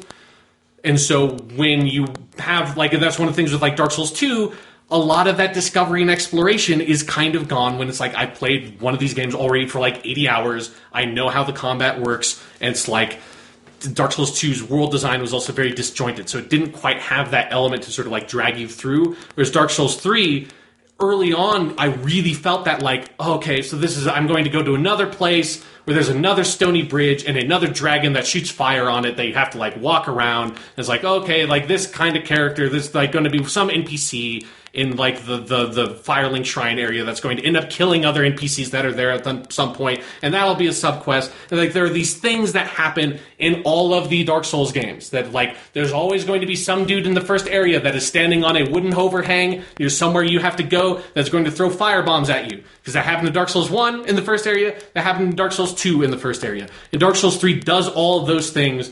And that, like, early on really dragged me down. Because it's like, oh, God, I don't want to play this again where the first area is a castle with a bunch of undead dudes. And then the next area is like a poison swamp. And the next area is like this and this and that. And it is doing those things. And Dark Souls 2 did those things and drove me crazy at some point and how much it followed that same track. But what Dark Souls 3 is doing is now it is conscious that it is doing that. And it is playing on that. And it is like, once I got a good, like, 10 hours into the game and I saw, okay, they are conscious of the history of this world. Like, it is following the same general, like, areas and pathways that Dark Souls 1 did in terms of, like, the themes of the different areas you go to and the order you go into them in a very conscious and deliberate fashion that is, like, building on the story in these games in a way that I never thought I would be very interested in because I've never, other than Bloodborne, like, the Dark Souls 1 and Dark Souls 2, I didn't, like, that world didn't grab me in a way that I wanted to, like, find out what was happening. Here, there's, like, this one boss fight, like they call it the Abyss Watchers boss fight in particular for people who play the game, that like there's story stuff around that one that was like, oh, I totally understand what this boss fight is all about in a way I've never really been able to piece together for any of these other Souls games. Or there's one area that you can unlock in your shrine where there are a lot of corpses piled up at the bottom of this one tower that you can unlock, and realizing I know what those corpses are. I know basically who these corpses are. Like, having those realizations based on your history with the franchise is really interesting and replaces that element of the unfamiliar that Dark Souls have with, like, kind of like, this is almost like the uncanny if I was going to bring out my English degree. Nice. Called the Unheimlich. All right. Yeah. If you're a fan of Dark Souls and you play Dark Souls and play Dark Souls 2, even if you didn't like Dark Souls 2 that much, I would definitely recommend Dark Souls 3. Because it feels a lot more like Dark Souls 1 than Dark Souls 2. Like, it repeals a lot of the changes they made with Dark Souls 2 and makes different ones. Oh, that's great, because I know you were really unsure whether you were going to play this one, and I'm glad that, because I know you love this series, so I'm glad you were able to play it and enjoy kind of this last entry in the series as it currently exists. Yeah, it's a good game. And that Abyss Watchers boss fight that I said before, like, I would have to think about this, but when I finished it, like, the immediate thought in my head was like, this is a franchise that is built on really awesome boss fights, and my immediate thought was, that is the best boss fight I've played in this game. This might be the best boss fight I've ever played in any game. Like, wow. That's like, that is the degree to, like, there's some fucking stuff in Dark Souls 3 that is really, really good. Better than Vamp and Metal Gear Solid 2? Just a little bit. I think just a little bit. I don't know why I'm specifically picking on that one. I don't know, but like that boss fight's pretty shitty. I think that's why I'm picking on that one. Like that fucking right around that stupid square room with the big pool in the middle. That was a terrible boss fight. All right. Let's see. Let's go ahead and move on and hit some of these trailers and news. We'll go through some of this kind of quick. So in terms of movie trailers, the first two of these aired while we were recording the last batch of podcasts. Right. So it's been 2 weeks, but I feel like if we don't touch on them briefly, we'll get questions. So, new Suicide Squad trailer. Right. Where they are going deeper down their hole. Of pop music. Yeah. And I'll just say it right away, I fucking hate that Blitzkrieg Bop song. So, or what was it? Was it Blitzkrieg Bop or was it? I don't think it was. I don't remember. It's been like 2 weeks since I saw it. No, I don't think it was Blitzkrieg Bop. Blitzkrieg Bop is not like an amazing song. No, I get that. I get that song and the song they used in this trailer mixed up all the time. I never. What was this one? This one was. It was a song like that. I don't know. Anyway, and okay, yeah. And so it's basically like the last trailer, but with more overt sexualization of Harley Quinn. Right. Yes, I vaguely remember that now. Yeah. I mean, did it leave much of an impression on you? Not really. I mean, my favorite part about that was seeing a post on Reddit like a couple of days later where someone just put the title cards at the end of all those trailers in juxtaposition with one another and seeing, like, you know, like our general impression of these trailers was like the first one was kind of grim. And the second one was like, that was a lot more fun and actiony. And this third one goes even further into that sort of like pop, like bubblegum pop almost kind of direction. Yeah. And it was like, when you see the title cards they use at the end of each trailer, the first one is very dark and not very colorful. The second one has like some like pink and like some little like glitter in there. And the third one is like fucking Technicolor, like neon craziness. So clearly they are trying to course correct that movie in some major way in terms of the tone, at least in terms of how they're advertising it. Okay. Ballroom Blitz. That's what it was. Yes, I get that and Blitzkrieg Bop mixed up all the time. You're going to get some serious punk like Ramones fans yelling at you. Blitzkrieg Bop is fine. Ballroom Blitz I hate way more. I don't even know what Ballroom Blitz is. It's used in a lot of trailers. Okay. Anyway. But yeah, no, I agree with you on that. It is kind of funny how they're doing these total 180s on the movie. And again, this is, of all the DC movies coming up, I probably have more faith in this one to be okay. Yeah. If it's of the probability, if I were to bet on which one has the highest probability of being a good movie, I think it's probably this one, just because it's out on a limb far enough and it's with some interesting filmmakers and actors. It could work. But I still have zero faith in DC's overall plans, because you all saw Batman v Superman, right? Yeah. That's part of it, is just people assuming, okay, that was bad, but this will automatically be great, right? It's no, guys, I know it's a different director on the title. It is the same people, in part, behind the scenes. I wouldn't get too confident. And one of the things they could say in this trailer at the beginning, if Batman v Superman went a very different way, this movie is brought to you by the people who made Batman v Superman. It is. Zack Snyder is a producer on it. Yeah. You can't ignore that. And I don't, in the beginning, they try to do the shoehorned in Superman call out. I hated that part of the trailer where they're trying to explain, if he wanted to, Superman could just kill the president. And it's people using a lot of Batman logic there. Yeah, it's it's not a side of this I'm interested in. I don't know how tied in it will be. I don't know. There are still, basically, it's funny because none of the trailers for Suicide Squad have changed my mind on the things I already thought looked good. I think Margot Robbie looks like a really good Harley Quinn. I don't like how much they're overtly sexualizing her in the trailer, because that's not how I kind of see Harley Quinn. Yeah. Or at least, I don't know, you could, but I feel in context it would make way more sense than as cutouts in a trailer. Yeah. But I think she will probably be really good. I am interested in some of the other actors here. I want to see what the fuck Will Smith as Deadshot is like, because that's so bizarre. What that version of that character is going to be.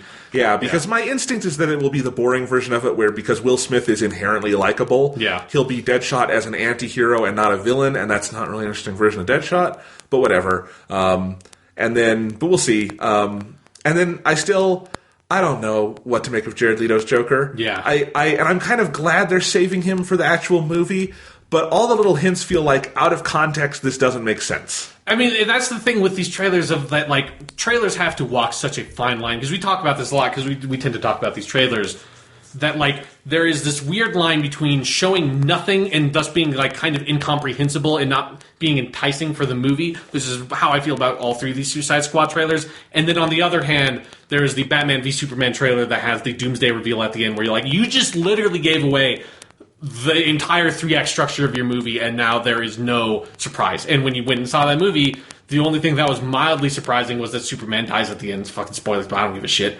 And even that, if you know anything about how Doomsday pops up in the comics, in the story where he was introduced, called The Death of Superman, maybe Superman dies at the end of the movie. So it's even the one thing that it was a surprise was not a huge surprise. So it's I get that it's hard because trailers need to walk that fine line, but for me, that's usually the Suicide Squad trailers have all been so far on that other side of showing nothing. That's they're showing, what is the plot of that movie? They're showing a lot of sound and fury, but in 3 full trailers, there is no indication of a bad guy, of an antagonistic force, of a plot, sort of arc they're going to go on, that with a main-ish character or anything. Because again, it's going to be an ensemble cast, but I'm guessing Deadshot's probably going to be the actual main character of the movie, because also they are doing a very good or a very bad job of showcasing any of the cast other than Jared Leto, Harley Quinn, and then Deadshot. That's as far as you can tell in the trailers, those are the only characters in the movie. And then there's a dude who's Killer Croc or something, and a lady with a katana, and other people, and a guy who shoots fire, I guess. That's kind of my worry, is that it's going to be less Avengers or Guardians of the Galaxy and more the Deadshot movie co-starring a bunch of people who will make no impression, like one of the early X-Men movies or something. Right? Yes, where it was just Wolverine and you have no one else. But because that's the other thing, though. Basically, all 3 trailers are roughly the same assemblage of footage, just in a different order with different music. We got a little bit more Amanda Waller in this one, and I appreciated that because I like her from the comics. I like her too, and I think Viola Davis is perfect for it. Yeah. We'll see how much she actually gets to do. Probably not much. Yeah, but we'll see. I hope this movie is good. it also feels like, man, they've done 3 already, and this movie's still not coming out till August. How many fucking trailers are we going to watch for this movie? Yeah. Well, I mean, I think it's because they're trying to course correct the marketing from Batman v Superman and how sort of like dull the first trailer was. They really want to make this movie seem like, I think this is like the ideal of what Suicide Squad is like a sort of like more darkly comic Guardians of the Galaxy. Like that's what it should be. I don't think that's what it's going to be, but I think that's what they're trying to now position it as, is like seeing the audience reaction to Batman v Superman and being like, hey, this will be wacky too. Or off-brand Deadpool. I mean, I feel like that was the other thing watching this trailer. It was very aware of Deadpool. Like the opening where it has the DC logo and Jared Leto is laughing over it. Right, yeah. That felt like something out of the Deadpool trailer. Yeah. I don't know. Anyway, that's Suicide Squad. Meh. Also that night, they revealed the first full trailer. We did a teaser for this, but an actual trailer for Fantastic Beasts and Where to Find Them, which is the new Harry Potter spin-off movie written by J.K. Rowling, directly written by her, not adapted or anything. And it's directed by David Yates, right? Directed by David Yates, who did the last 4 Harry Potter movies. I thought it was a really good trailer. I don't remember much from it, but I'm not a Harry Potter guy, so... that's the thing, is that I am a big Harry Potter guy. I have no interest in a Harry Potter spin-off, but I always have an interest in a good movie, and this just looked like an interesting movie. David Yates is a really good director, clearly from those last 4 Harry Potter movies. I'm glad they got him back for this. He knows this world inside and out visually. It looked really cool while not feeling like it was just aping what they did on the other Harry Potter movies. It seems like kind of an interesting direction. It's honestly, compare this to Suicide Squad. Suicide Squad name drops Superman at the beginning. The Fantastic Beasts trailer name drops Dumbledore, but does it in a way that actually seems kind of interesting as a prequel thing, because it's basically you're being introduced to this main character, Newt Scamander, played by Eddie Redmayne. As Colin Farrell is doing the narration there, Colin Farrell in a Harry Potter movie makes me laugh so hard, because that's one voice I never thought I'd hear in Harry Potter. Right, yeah. That's just one thing. Hearing an American accent in a Harry Potter trailer is fucked up. Yeah, it is strange. No, but I think it's kind of, they're doing it in New York and in the early 1900s. It's all a period and a setting that seems kind of like, if you have to do a Harry Potter spinoff, that seems like a pretty cool way to do it. It doesn't... Sure, yeah. It could stand on its own. I feel like it looks like the kind of movie that you could walk in and hopefully it'll just be a good movie. And I like J.K. Rowling as a writer. I think it's kind of cool that she's writing the script. We'll see how that turns out. Did she write the scripts for any of the movies? No. Okay. But, I mean, she was very directly involved, and I'm sure, other people were helping her with it if she needed help on figuring out script stuff. But, because that can be a risk sometimes when authors... Although more it's when authors just directly adapt their own books, less when they write, a new story. Right, yeah. Because, Dr. Seuss did that for some of his stuff, where he would write, new, cartoons and stuff, and those could be great. Yeah. So anyway, but not everybody's Dr. Seuss. Not everyone's Dr. Seuss. I'm not trying to say J.K. Rowling is Dr. Seuss. Most people are not Dr. Seuss. Anyway, so I'm looking forward to it. It looks good. It's got a phenomenal cast. I mean, Eddie Redmayne is obviously a very good actor, but, his sidekick is played by Catherine Waterston, who was in my favorite movie of the decade so far, Inherent Vice. You've got Colin Farrell in there, which I think is kind of cool casting. A lot of cool people, and I wonder if we'll get a Michael Gambon Dumbledore cameo. I think that could be cool. I bet that you're going to get a little bit one. I think that would be good. Yeah. But no, it looks good. And I just feel like that, just compare the confidence of that trailer to the DC stuff. Yeah. And that's why they're doing it, because like it or hate it, Harry Potter is something that had an identity and a confidence and a clear pitch, and those movies had creative integrity and things like that. And that's why Warner is pushing so hard on the DC stuff, is because they lost Harry Potter. That was their bread and butter for 10 years. And at the same time, a year after Harry Potter ended, Chris Nolan left Batman, and it's fuck, we don't have shit anymore. Yeah. So more Harry Potter and bad DC movies. Yeah. And I will say, as someone who doesn't really care about Harry Potter, the fact that David Yates is coming back to direct this one is the one thing that's the direction in those last few movies was really good, and the way those movies looked was awesome. It was even when I didn't love the characters and the plot and stuff, as movies visually, and then the music was also really good. All that was they're good movies. I enjoyed them even if I don't like Harry Potter that much. So it's yeah, I will probably end up seeing this movie, and it will probably be good. And who knows? Maybe you'll enjoy it more because it has no baggage on it. Yeah, because the setting does sound a lot more interesting to me than weird British boarding school. Yeah, so I'm interested in it. So those were trailers. Then the big one, though. Last week, Marvel unveiled the trailer for Doctor Strange, and I'll say it up front. This might be my favorite just trailer for any Marvel movie ever. I think I'd probably agree with you. It's really good. They just threw the fucking gauntlet down on this one. I mean, they did what, like... I've always wanted them to do Doctor Strange, because Doctor Strange is fucking... It's in his name. It's strange. It's really weird, because it's all, like, Steve Ditko... at his craziest, like, who's the artist, it like just weird, different, like, cosmic planes and dimensions and crazy shit like that, and just, like, abstract shapes and stuff. And that was like, if they're going to do a movie, they need to do that, because this could be the most visually astounding comic book movie ever made, based on the source material. It was like, I didn't really think that they would go full hog, based on that teaser trailer. They are going 100% into this. Like, it is, there's some crazy visuals in that fucking trailer. It's just a good trailer because it gives you very little of, like, it looks like it's stuff from, like, the first 20 minutes maybe. Yeah, it gives you the setup for his origin, which is basically the same it is from the comics. Yeah, but they don't go too much further than that. So we don't see him in the suit, we don't see him doing magic, but we see a lot of the stuff around the periphery, and that's enough to make me think, this is Kevin Feige and Marvel finally saying, you know what? Fuck it, we have enough money, we can just go insane. Yeah. It's okay, even if it flops, fuck it, that won't hurt us. I mean, it's honestly, it's like watching the beginning of, I guess, like the whole, like, the teaser trailer thing.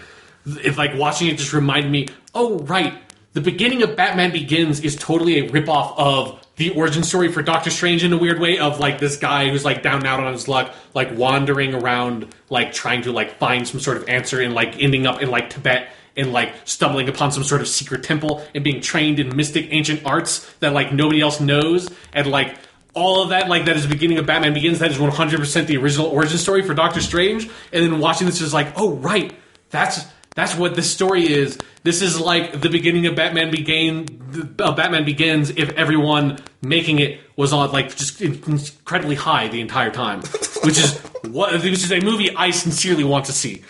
Absolutely, it looks really good. You know, what was I going to say? This is another trailer. I'm looking up just to make sure I'm correct on this. I think the villain in this movie is going to be played by Mads Mikkelsen. It is, yes. Okay, and I just love that we have two trailers now for Rogue One where he's going to be the villain. Yes. And Doctor Strange. You don't see him in either of the trailers, which kind of makes me excited. There was a brief glimpse of him, like, from behind in the trailer, yeah. Okay. So I just like that Mads Mikkelsen this Christmas will be the villain in two major movies. Yes, and in both of these movies, I really hope that his motivation is just trying to get home to his mom for Christmas. Like, I just want that to be the motivation for every Mads Mikkelsen character from now on. Now, why is that? Because that's what his motivation is in Hateful Eight. He's not in Hateful Eight. You're thinking of something else. You're right. You're thinking of... Michael Madsen. Michael Madsen. That's very similar names. MMs. Mads Mikkelsen is Danish. It's very similar names, is what I said. I know, but they're hard. I just think they're hard to get mixed up. No, I get it. Okay. If you don't see them in the fucking trailer... Okay. They're not hard to mix up. Michael Madsen would be great casting for these movies, too. You're right. But Mads Mikkelsen, Hannibal. You know, yes, that's Casino right. Royale. But yeah, I didn't see Hannibal. That's okay. He's cool. You like Mads Mikkelsen. Yes. From Casino Royale and shit. He is good in Casino Royale. Anyway, so I think that's cool. Yeah, lots of good stuff here. Do we want to talk about the racial controversy of it? Oh, with the Tilda Swinton character? Yeah, and like... I think, honestly, it is something where I could understand being upset. I would personally wait for the whole movie, because I kind of want to see if, outside of these 2 minutes of footage, what the kind of racial dynamic of it is. I would also say, like, you can maybe have a conversation around it if, like, the Ghost in the Shell thing was not happening at literally the exact same time. That's way more... Where it is a billion times way more egregious. Go on, just explain that for a second. Okay, yeah, so they're making a Ghost in the Shell movie, which is, if you don't know what Ghost in the Shell is, it was a manga that was turned into an anime movie that is very influential and famous from the 90s. That was also then an anime series that is one of the best anime ever, Ghost in the Shell standalone complex, Ghost in the Shell is still going on in anime in weird ways with, like, Arise and all these weird series that I have not seen. But it's a really great, just amazing Japanese property about, like, sort of, like, it's very Blade Runner-esque and is about, like, technology. And it's very Japanese because it's about a very sort of, like, Japanese relationship with technology. And the main character is Major Motoko Kusanagi, which is a very profoundly Japanese name. Yes. I mean, she's a robot. But, like, she's a very Japanese robot. And so in this live-action movie that they're making, that they've been trying to get off of the ground for a long time, I never thought was going to happen. It always seemed like a terrible idea. Yes. But apparently they're actually fucking doing it because we got They're filming. Yeah, they're filming it, and there was a set photo thing kind of released of Scarlett Johansson, who is playing the Major. That's all we are given for her name. But her name in the movie is Kusanagi. Okay, that seems like Mokoto Kusanagi. Her name is the name for the thing. Yeah. When they released the photo, it just said Scarlett Johansson as the Major, and it is her looking at a mirror with a very bad sort of blackish purple wig on. Well, and the thing is, calling her Kusanagi is because you could just easily adapt it to America and give them American names and kind of. I would still say no. Ghost in the Shell is so Japanese that it's it loses a lot of what it is if you change the setting. I agree. I don't think it would work, but I'm saying for the racial dynamic of it, sure. That has happened a bajillion times in film history. Right. There's also that, someone pointed this out on Twitter, they just released the trailer for that Magnificent Seven remake. Right. That has been done before. Yeah, that's a slightly different scenario. It's a slightly different scenario. Seven Samurai. No, but I get it. I'm just saying, if you wanted to do the big Hollywood version, the baffling part is keeping all the Japanese names and stuff intact as your big Hollywood version and casting Scarlett. And I love Scarlett Johansson. She's not Japanese. No, yeah. And someone put in a frame of just they cut and pasted Rinko Kikuchi in there. She's a great Japanese actress who you would know from things like Pacific Rim. Yes. I was like, yeah, she would be perfect. Yes, she actually 100% would. And that they just shouldn't make that movie. No. And because they would never be able to make the movie the right way. And even if they did make it the right way, in a way that could be a good movie, it would not be a commercially successful movie. I don't think it's going to be a commercially successful movie either way. No, it's clearly gone through so many years and rounds of studio filtering, frankly. It's probably going to come out and be kind of nothing. The person they're finally having directed is Rupert Sanders, who did Snow White and the Huntsman and is a commercial director. And he's fine. He's a visually interesting director, but he's a studio hired hand. He's not the guy who is making this because Ghost in the Shell is something he grew up watching and is inspired. Honestly, with the Wachowski brothers doing this, that's who you want doing it if you want American direction. And I said brothers. Sisters now. Siblings, sorry. Yeah. Well, no, you're right. Sisters, yes.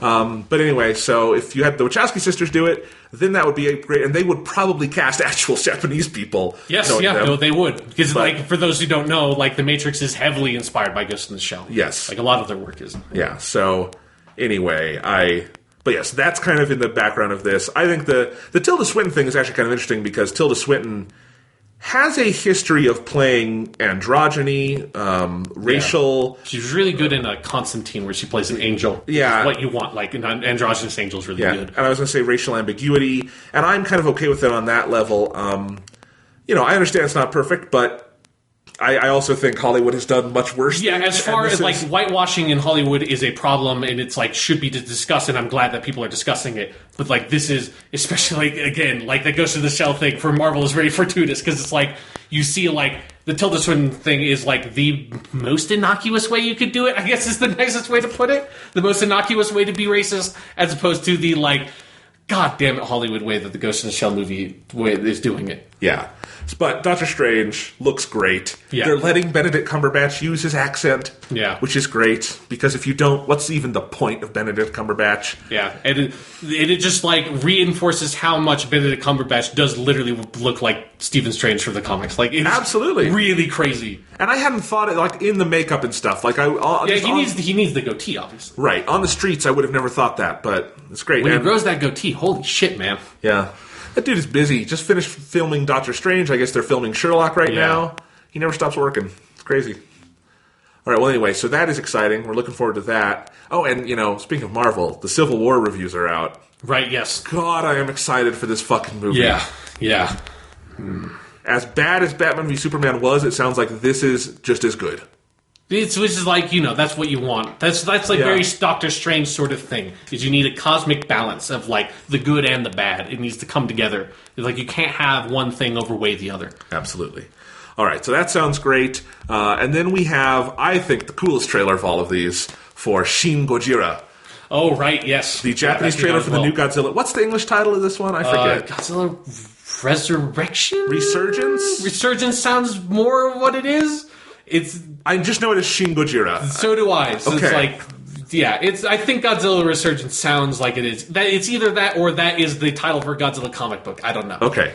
Maybe I'll look it up. You talk about it, Sean. Okay, so yeah, it's been like a week and a half since it came out, so like my memory of it is not super strong.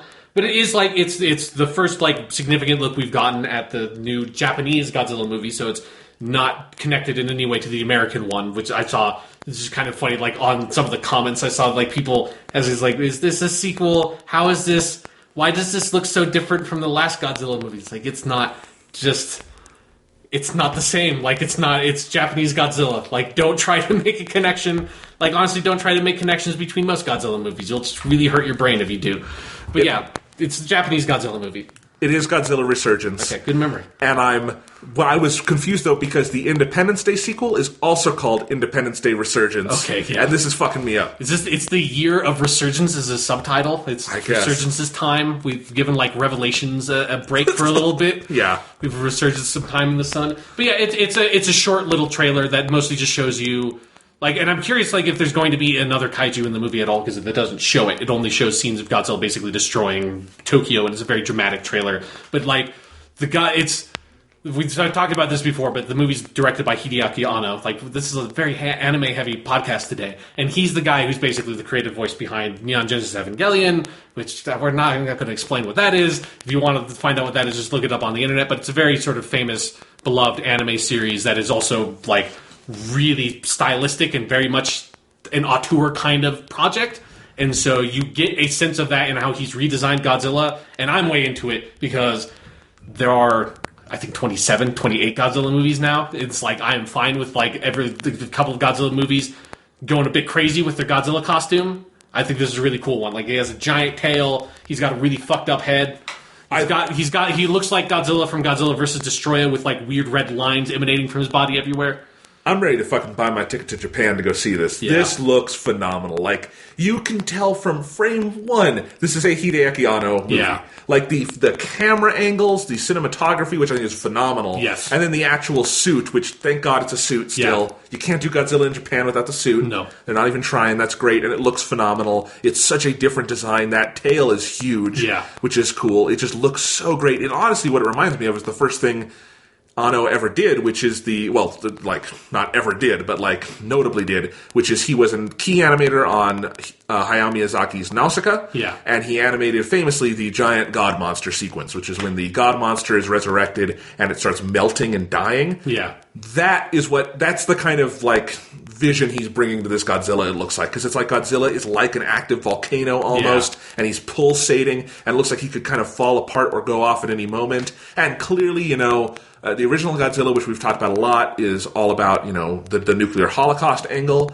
This is clearly, I think, in reference to the tsunami of a few years ago, with the giant tail, with the, like, almost pulsating power plant aspect of him, and it just seems like a really smart way to be doing Godzilla, and very artistic and interesting, so... More Godzilla movies will always make me very, very happy. Like, I don't even need them to be good, because a lot of them aren't very good, and I still love them anyways, but this looks like it's going to be a very good one. Yep, and it's great. We have good Godzilla going on in America, which is a fucking miracle. Yeah, insane. And we have new crazy auteur Godzilla going on in Japan. Yes. It's like the best case scenario. Mm-hmm. It's a new... it just feels like we're entering, like, a new era. Like, we're going to have a new name for it. Because it's like... If you're into these movies like I am, there's a Showa era, which is like the original stuff from like the 50s to the 70s, then the Heisei era, which is all the 90s stuff, and then the Millennium era, which was like basically Godzilla 2000 onwards. It's like maybe now it's like a new era. We will have to come up with new names. It's an exciting time in our lives, Jonathan. Absolutely. I hope this one comes to theaters in the U.S. I wouldn't be surprised because of the interest in it, because of the Gareth Edwards movie. Yeah. Because I did get to see Godzilla 2000 in a theater, and I always remember that. It was kind of cool. It's a good movie. It's a good one. It's got a weird villain, I remember. Yeah, Orca. He's like an alien, like... spaceship that sucks out Godzilla's DNA and turns into, like, all of those movies around that era are about, like, weird DNA stuff, because that was, like, the early 2000s. All right, so that's trailers. Let's move on from that for now. And talk some other movie news, though, because around all of this was CinemaCon, which is basically, if you actually don't know what CinemaCon is, because it informs why they talk about the things they talk about, it's the convention for movie theater owners and movie theater chains. That's the main other people go there, press go there, some regular people can go there, but mostly it is for theater managers and theater chains, and it's studios trying to kind of assuage theaters that they're not about to die. Yeah. So that's why you've got, for instance, all those reports of different studio heads trying to bash this idea of Screening Room, which is that service they're thinking of launching where you can watch theatrical movies at home. Right. And it's not going to happen because the theaters are going to shit a brick about it. Yeah. So anyway, but one of the things that came out from that is that James Cameron got out on stage and wanted to talk about Avatar. And I want to recap this a little bit. Man, when they first so good. So good. When they first announced sequels for Avatar, the highest grossing movie of all time by far, they said they were going to make 2, which sounded totally normal, like that often happens, reasonable. The movie made $3 billion, we're going to make 2 sequels, makes sense. And then James Cameron eventually announced it's going to be 3, and we've been at 3 for a while. It's like, okay, that's ambitious, but not unprecedented. The Hobbit just came out. Yeah. We can do that. But James Cameron gets up on stage, announces he's making 4 Avatar movies at once, and that they're going to come out in 2018, 2020, 2022, and 2023. For some reason, not a 2-year gap there. And they all have dates that are in December that are inevitably going to get moved when Star Wars movies come out there. It's... What the fuck, dude? What has happened to James Cameron? What happened to him in his old age now that it's like... It seems like, did he go down to the Marianas Trench and get replaced by some like sea-dwelling creature and come back up and make Avatar, try to take over the world of Avatar movies? Like, what happened? I want to break this down because there's a bunch of things here that I think are interesting and exciting, and there are a bunch of things that are baffling. Yes. I will say I am interested in an Avatar sequel because I like a lot of things about that first movie, and I would be interested to see if in sequels James Cameron could explore more of the things that were really cool about that universe and not have to worry about the setup and kind of the heavy-handed stuff from that first movie, and just like one of these sequels we've known forever is going to be basically all underwater. I think that will be utterly incredible because there's literally no other person, filmmaker, scientist, whatever, who is probably more qualified to do that than James Cameron, and I would love to see that. Yeah. And I think, basically he's put together a brain trust of writers. It's like a TV writing room staff. So the 4 scripts are being written by 4 different writers. It sounds like he wants them to be separate movies with they're not going to be like a 4-part story, that sort of thing. So it sounds like it could be done well, and as people remind us on Twitter, betting against James Cameron is a stupid thing to do. Every movie he's ever fucking made, people said, there's no way that'll work, he'll bankrupt Hollywood, and he proves you wrong every time. So I want to be careful with my words here. Sure. The only thing is, my first reaction on Twitter was that it's not that I doubt James Cameron, it's just that I feel like it would be more sane to make 1 Avatar sequel, test the waters, see how it goes, and then maybe make more. And the thing is, that would be my recommendation for everything. It's what I would have said about the fucking Hobbit movies, too, and I love Lord of the Rings. So it just does kind of reek of hubris at a certain point, setting release dates out to fucking 2023 for your Avatar sequels. And, if they were announcing it like James Cameron is doing one of these, but then he's bringing other filmmakers in to play in the Avatar sandbox, I think that would be really exciting. But this is all him, and if he's making these until 2023, that's it. That's James Cameron's career. We are never going to see another James Cameron movie that isn't Avatar-related. Yeah. And I find that a little sad. So I don't know. What are your thoughts? It's just, Avatar is such a forgettable movie. That's just because in theory, I kind of agree with your sentiment that it's I would like to see an Avatar sequel because there are things about, that's just every movie, there's things about Avatar that is enjoyable. It's not a bad movie, it's not a terrible movie, it's just a very dull movie. So it's in theory, I would like to see an Avatar sequel, and it's there's a lot of James Cameron movies that I really love. But when I read, but it's hard for me to really say that I want to see an Avatar sequel because it's I kind of don't remember much about Avatar at this point, other than it looked pretty good in 3D when I saw it, and that it was really long. And then there's a Marine sergeant dude that gets to a mech that has a big mech knife, and that was kind of cool and also very silly. That's most of those are my strongest memories of Avatar. And so it's I just want him to make movies that are not Avatar movies. I don't know. I just don't really want to see more of that universe, of that world. I don't care about the Na'vi stuff. I think the aesthetic of those movies was interesting in terms of the technology, was not that interesting in terms of the actual art design to me. It was fine, but I don't need to explore more of corners of that world and stuff like that, more corners of that universe. Because most of it just felt incredibly generic, is a lot of what Avatar was. And so I get that Avatar made so much money, like just incomprehensible bundles of money. I know that. Like even Star Wars Force Awakens could not match it. Yeah, like so I know that happened. I don't know how or why that happened. I still think that maybe James Cameron has like brainwashed people, or it's like the greatest Ponzi scheme or something in the history of mankind. It's like, how do these because Titanic, I still I know why it made that much money, but I don't get why it made that much money. It's like, I know why Avatar made as much money as it did. I don't get why Avatar made so much fucking money, because Titanic is fine, Avatar is fine, but neither of them don't deserve anywhere near the amount of money they got. It's like, it's so unproportional. It's interesting because I definitely have more positive views on both these movies than you do, I guess. But it is still the thing of I don't feel like I need the Avatar sequel, and that will be the question for me for a lot of people. I do get why Avatar was I don't know if I get it was as big as it was. I get why it was big, but I do wonder, is there anyone out there really clamoring for Avatar 2, especially if it's a conventional sequel? If it's like a Pandora anthology kind of thing, and he's just doing different things on this planet and in this larger ecosystem, but let's say Avatar 2 doesn't even have Sam Worthington and those actors. That would make me way more excited, because then you're doing more of an anthology kind of thing, and I think that could be fun. I can't believe you remember Sam Worthington's name. That just blew my mind. That dude hasn't been in anything in forever. Yeah, his big thing was right after Avatar, he was in Terminator Salvation. And then nothing. Wasn't he was in Clash of Titans, right? The remake? Oh, God, he was in both of them. I saw both of those. I forgot I saw those. Yeah. I vaguely remember. Yeah. I didn't even see Clash of Titans. For whatever reason, I remember the Avatar dude was in Clash of Titans, and that was the last thing you ever heard of him. And then he was in War of the... whatever the sequel was called. Wrath? I think Wrath of the Titans. Okay, and that would be the last thing I saw him in. Yeah. Yeah, that was the guy who seemed like he had a fairly promising career as that kind of character, and then he was in Clash of Titans and Wrath of the Titans. He's a boring actor. And it's he's a boring actor, but the right actor for that kind of movie. I guess. I even think then, James Cameron has worked with much more interesting actors for that kind of role. Sure, yeah. I don't know. Fucking launched the career of Leonardo DiCaprio.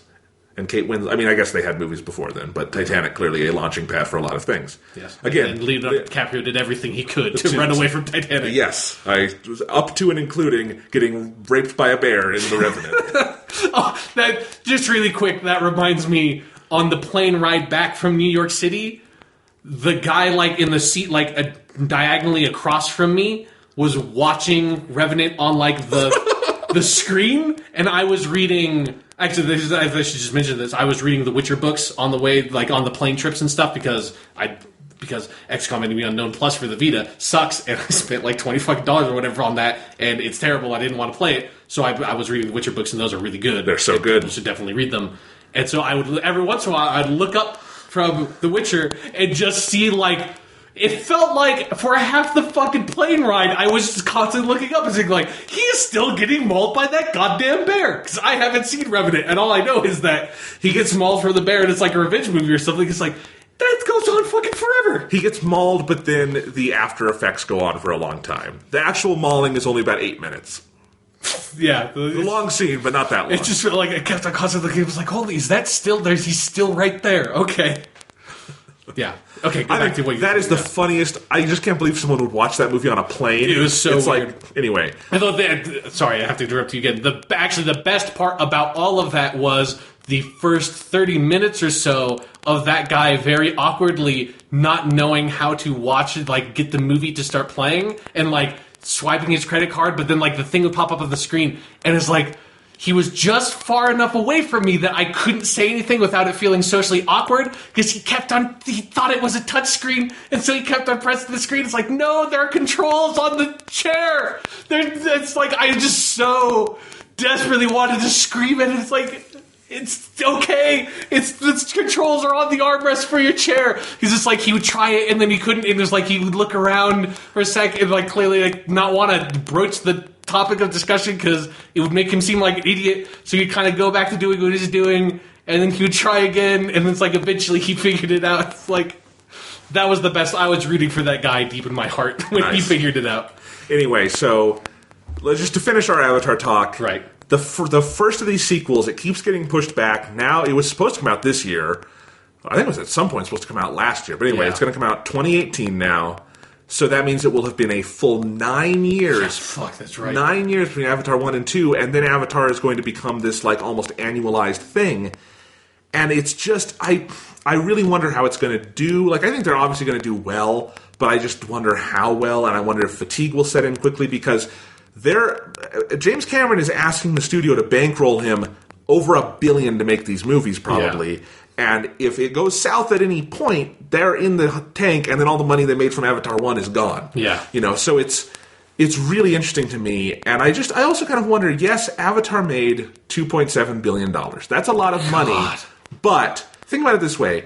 Force Awakens made, $2.2 billion. Yes. And that probably is still worth way more to Disney, because on top of that $2.2 billion, you sell the DVDs and you sell the toys and all that stuff. And like game stuff. And it keeps going on and on. So they've probably have already made way more on Force Awakens than they have made on Avatar in 10 years. Yeah. And I just wonder, because Avatar is not a thing that has a rabid cult following, it does not have cosplayers, it does not have, a rabbit. The only thing I really know in terms of Avatar merchandise is the Avatar fleshlights, because that's a funny joke online. Right. You've seen those, right? Yes, they made an Avatar movie tie-in game. They did? Okay. Yes, I never played it, but I remember seeing footage of it, and it looked terrible. But what might surprise you. Right, but you see my point here, right? It doesn't seem like the kind of thing you're going to invest in that, because pretty much it's the gross from the movies, and that's about it, unless you can somehow, these are way better and make a rabid following you can sell merchandising to. Yeah. So I don't really even understand the full business strategy behind this.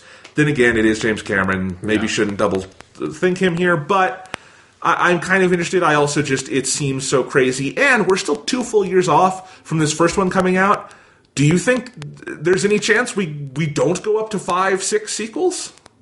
I mean, because since he announced these, we've doubled. We've gone from 2 to 4. Yeah. Who says next year he's not going to come out and say, we're making 7 Avatar movies, and the first one will come out in 2020. And it'll just be the rest of his life he'll announce more and more and never actually make them. You find out that he just has kidnapped the families of every single film director on the planet and is forcing them all to make Avatar movies, that every movie from now on will be an Avatar movie till James Cameron, the great cinema despot, finally draws his final breath. And meanwhile, M. Night Shyamalan weeps for his Avatar movie, Blue. The Last Airbender. Yes. Anyway, more exciting news. Sony got out there and announced their new Spider-Man movie. Yes. That they're making with It's really a Marvel movie that's being distributed by Sony. Mm-hmm. But it's got a title and a logo, Spider-Man Homecoming.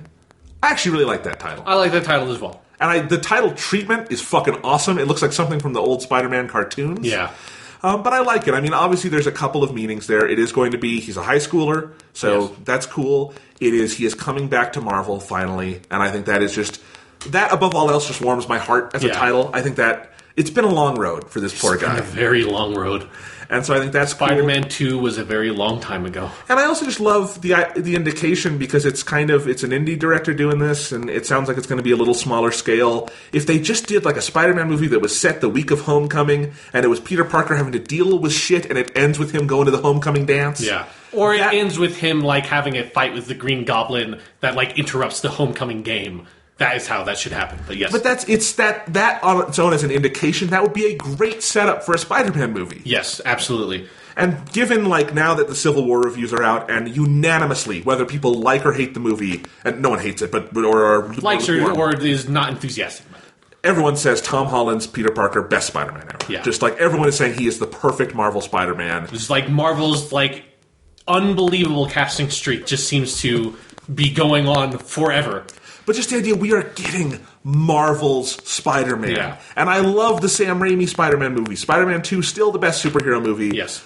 But it's not quite Marvel Spider-Man, because we have this Marvel universe now, and we're going to get a fucking Marvel Spider-Man, and that is so cool. Yeah. Then on top of that news earlier today that Robert Downey Jr. is going to at least have a cameo role in it. He'll be in it. There's still rumors, it's kind of gone back and forth, that Michael Keaton was being considered for the villain. Yeah. If they actually work that out, that sounds like the best casting ever. Yeah. He would actually be a pretty rad Norman Osborn. If they were going Green Goblin, I have no idea. If I was going to cast Michael Keaton, that's what I would do. Yeah, they've also talked about Vulture. They always want to do Vulture for a Spider-Man movie, and then they never end up doing it. Yeah. For probably good reasons, but... Yeah, like, Vulture I like Vulture, but if you're doing a movie, Vulture is very much the villain that, like, Spider-Man's, like, fighting at the beginning of the movie that he defeats very easily in, like, the opening credits or something. You know? So we've got Spider-Man Homecoming, and it sounds like it will be a fully integrated Marvel MCU movie. Yeah. Man, I couldn't be more excited. Yeah. Spider-Man is coming home, Sean. Yeah, and I, like, going back to the title thing for a second, like, I do really appreciate that it's like that they didn't just try to do like Peter Parker Spider-Man or the Spectacular Spider-Man or like the Superior or like all the billion different adjectives, the significant Spider-Man or something. They haven't used that yet, but they should. They're going to run out of them eventually, like for different Spider-Man comic book lines. The indubitable Spider-Man. Yes, the superb Spider-Man. The simply fantastic Spider-Man. The Fantastic Spider-Man was fucking Spider-Man Okay. Fantastic Four crossover. Fantastic Spider-Man exists. But yes, I appreciate that they just did Spider-Man with a subtitle. I think works very well. And it fits with the other Marvel movies, like, Thor: The Dark World or Yeah. Captain America: Civil War or something. Yeah, so I just... Because it was that and then the Star Wars movie with Rogue One were like two situations for someone personally that is very interested in how companies title their products because it's such a crazy process that involves like creative decisions and like marketing and all this stuff that's like... I think Spider-Man Homecoming is a very good choice because the title of that movie could be terrible. After we have Spider-Man, Spider-Man 2, Spider-Man 3, Amazing Spider-Man 1, and Amazing Spider-Man 2, like... The Amazing Spider-Man movies shit the bed for the other Spider-Man movies in more ways than just being terrible, but they like made it so it was like 100 times harder to find a title for your Spider-Man movie. Just going the time-proven route of title, subtitle. Smart. Perfect. Yeah. Very smart. And it it's not an origin story. They're just going to tell a Spider-Man story. This is what they should have always done. Yeah. Zack Snyder with your fucking Batman flashbacks. Finally, we will have a superhero movie that is not the origin of that superhero in any way for his first appearance in that continuity. And I'm fine if the death of Uncle Ben is around the periphery or something. Sure, yeah. Because it always is. But, it doesn't have to be. Like, I love the way, Spectacular Spider-Man, the show, handled that, for instance. Where you start, he's already Spider-Man, later on you learn about Uncle Ben. And I forget who voiced him in that show, but it was someone notable, I feel like. Yeah. Anyway. But good stuff. So, can't wait. We're getting a Marvel Spider-Man movie. This is fun. Yeah, man. And Fantastic Spider-Man will never happen because Fox is going to make a million more shitty Fantastic Four movies. They're just going to hold on to that property to their dying breath. Yep. Even though they can't get it right. Nope. All right. And then let's get into the video game news stuff. All right. Kind of two mini topics here. First off, more reports on the PlayStation 4.5, as it's kind of colloquially known. The PS4K is another name it slowly adopted. But this week, Kotaku ran a report. No. Sorry, Kotaku did the initial report. This was Giant Bomb. Yes, Giant Bomb's own Austin Walker dropping some hot fucking news. Yep, Giant Bomb had a source that told them more about the PS4K that is codenamed within Sony and among developers Neo. And Giant Bomb's story even has a good picture of Neo from The Matrix. Yes. So Project Neo, this new PlayStation 4, the basic details, I'll do the quick summary and then you can talk about it some more. Yeah. It will basically be the exact same thing you have now, but with slightly bumped internals. And the idea will be that there will be a Neo mode that developers will have to account for in games. So there will be a base mode, which is that the PlayStation 4 or the Neo could play. And so there will be no splitting of the user base. You cannot run a game only on the Neo. Yeah. You cannot have features that run only on the Neo. You can't split the online community, all that good stuff. But if you want a system that will run it maybe at a higher frame rate or enhanced resolution or whatever, we don't really know what the upsides would be yet. But you could run it in Neo mode on the new PlayStation 4, and presumably this would also help with 4K gaming and stuff. This could not output 4K, but it could maybe up-res or something. So that's the idea. It sounds to me like the least obnoxious way to do this. Yeah. It still sounds mildly obnoxious. Your reaction?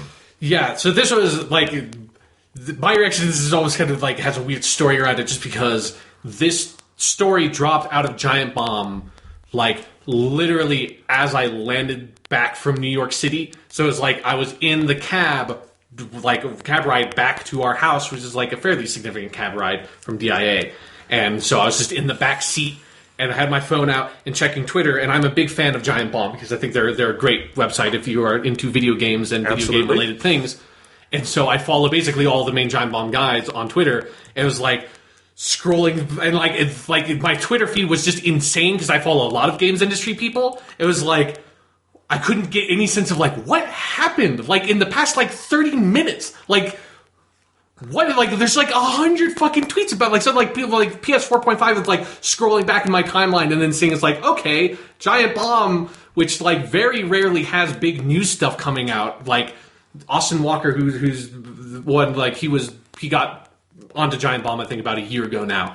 And so he just, like, fucking dropped this hot fucking news story out of nowhere of that, yeah, it's the Neo. So I was, like, reading the article in the back of the taxi cab and, like, looking at all this stuff because I'm obviously very interested in the game industry stuff. And so if you're someone who's listening to this that doesn't know a lot about it, I would recommend reading the article that's on Giant Bomb. And there's also a much more technically minded article that is on Digital Foundry that is good too, out of Eurogamer. I would highly recommend reading both of those. Especially the Digital Foundry stuff is very important if you want the more technical side of what this thing is. So yeah, so it was just a weird situation of like my mom and dad making small talk with the taxi driver while I'm just sitting there being like, what the fuck is happening in video games right now? This is such a huge story. So yeah, the thing with the Neo is that I basically agree with what your take on it, Jonathan, that it's the least obnoxious way you could do this. I still don't fully understand why Sony wants to do this, like what the use case they imagine for it is. That's the big issue for me because what's the target audience? Because the main audience that is obviously buying just unholy amounts of PS4s don't care whether it's the more powerful or less powerful version. Yeah. And frankly, when the Neo comes out, the regular PS4 will probably have a price drop and it will just be boosted by that. Yeah. But so you would think the core audience for the Neo is probably hardcore gamers like us who would have to upgrade. Yeah. Maybe PC people who are they want to get off of PC to console, but that's not a big enough audience to care about, really. Yeah. I'm sorry, I don't mean to insult you PC people, but it is a small audience. I mean, like, current sources are like basically saying that the PS4 has sold 40 million units. Yes, it's nuts. Like crazy. So I guess you could have some upgrades in there, but I do question what is their target for this. Yeah. And so there's like some things where there's like, because basically all of the news reporting on this comes from materials given by Sony to developers that have Neo dev kits that they are working on, because part of the thing is, I think any game released in sometime in September has to have a day one patch for when the Neo drops, which we don't know. There's no date associated with these materials for when that happens, but you can make some guesses. So in September, there will have to be a day one patch for when the Neo drops for those games to have a Neo mode that will run on the PS Neo. And then in October, every game will have to launch with that, like Neo capable, we'll call them games. And so that means that probably the PlayStation 4 Neo will drop somewhere in that window, probably like in that holiday. So it's coming a lot sooner than I think anyone really expected. So like Sony is definitely going to have to talk about this at E3 if it's coming out this holiday season. And so, yeah, so I guess the thing with the PlayStation 4 is that with the Neo stuff, is that we have a lot of these materials that are from Sony, so we know, like, this is happening. It's not rumors anymore. It is so far away from rumors. It's like, devs are working on stuff for this. This is as open a secret as an open secret can be. Yes, this is like, it is 100% going on, and, like, these materials are, like, have been corroborated by other sites like Eurogamer, like Digital Foundry. Well, because, for instance, in the initial Kotaku report, they were the first to break this. Yeah. And they Patrick Klepek, formerly of GiantBomb.com. Yes. Giant Bomb all over this thing. Absolutely. And Patrick Klepek's report was basically, he didn't know whether it was exploratory or really firmly happening. And since then, the more and more sources we get, definitely climaxing with this is that, yes, it is. It's not exploratory. They are doing this. Yes. So what's almost kind of the most interesting thing then about the materials we have is not necessarily what is actually in them and more what is not. So it's like we don't have a date.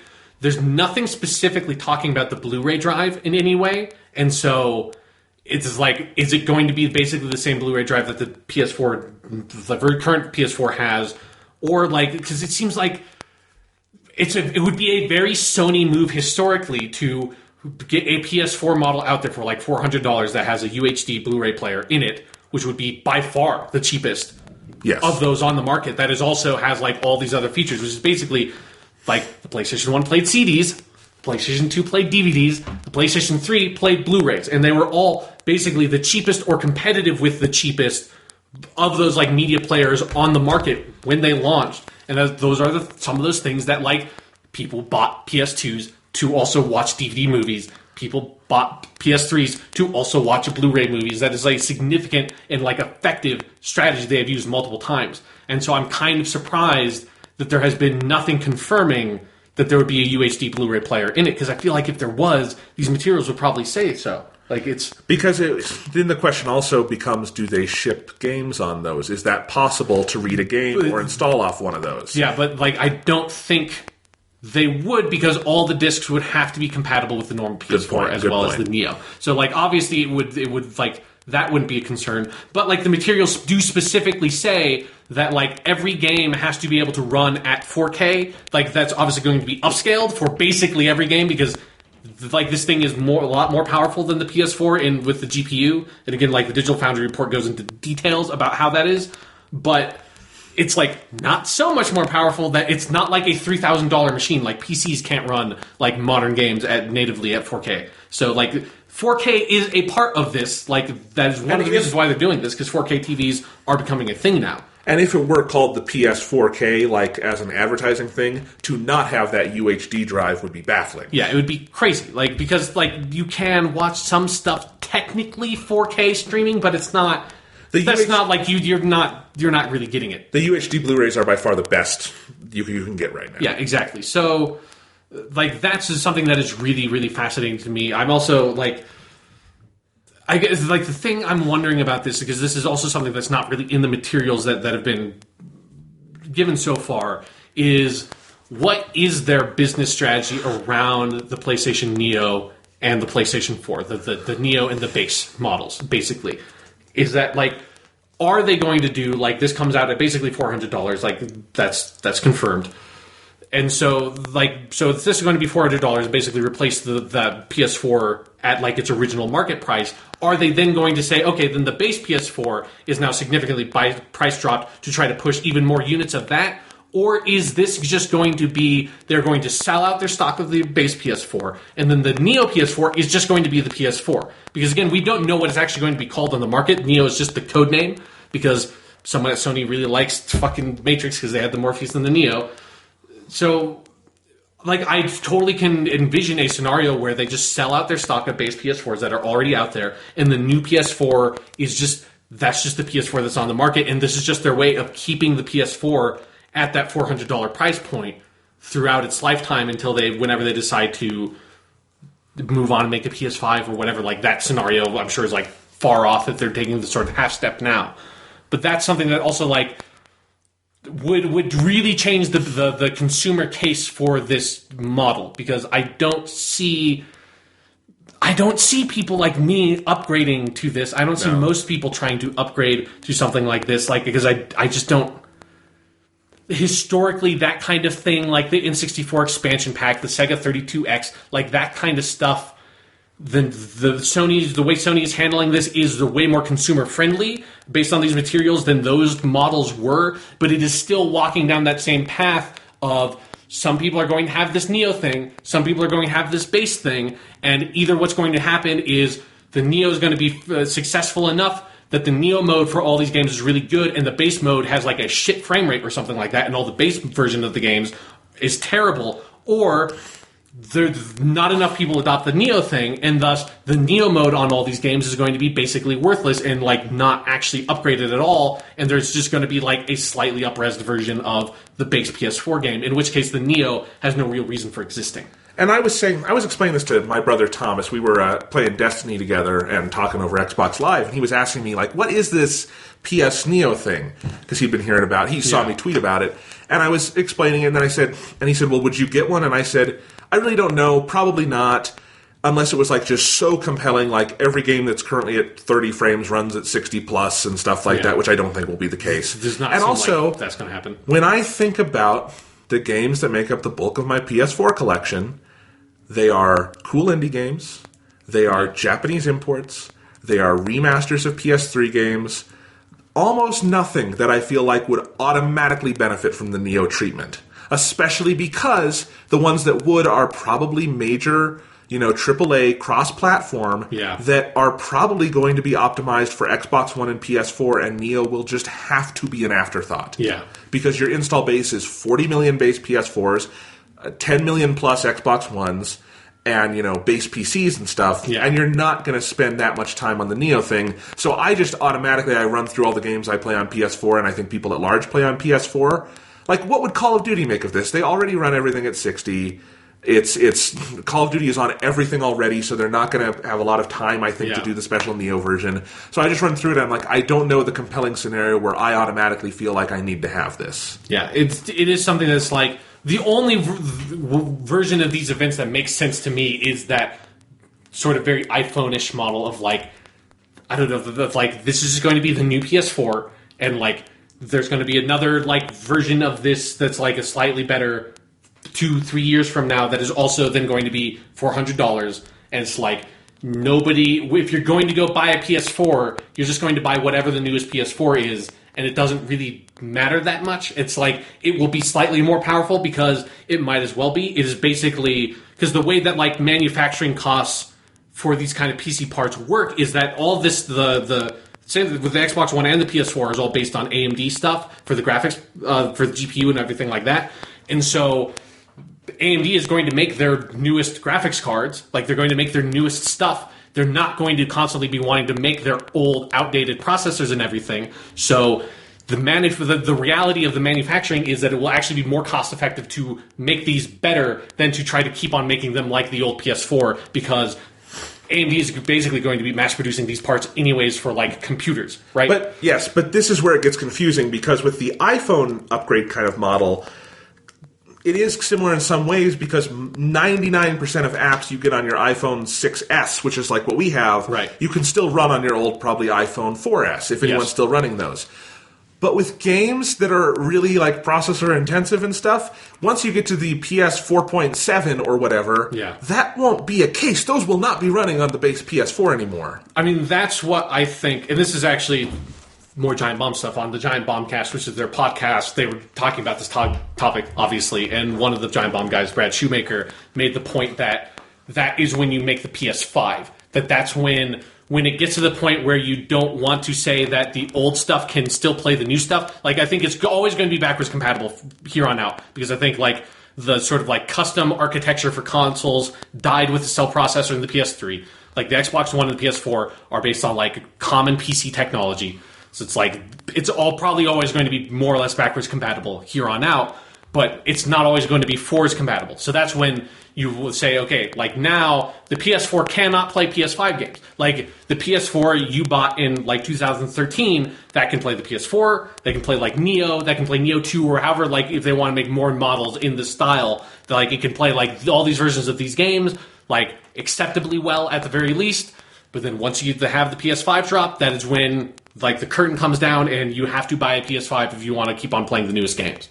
Like, and that I get that makes sense to me. Like, I'm mostly playing devil's advocate here because I don't really like this model so far. Like, I really wish Sony would have an official statement so that they could say why, like, make their argument for this console in their own way. Because it's like, it's really weird, like having like all these like materials that they've given to developers that are like are explaining things for developers and not for consumers and stuff like that.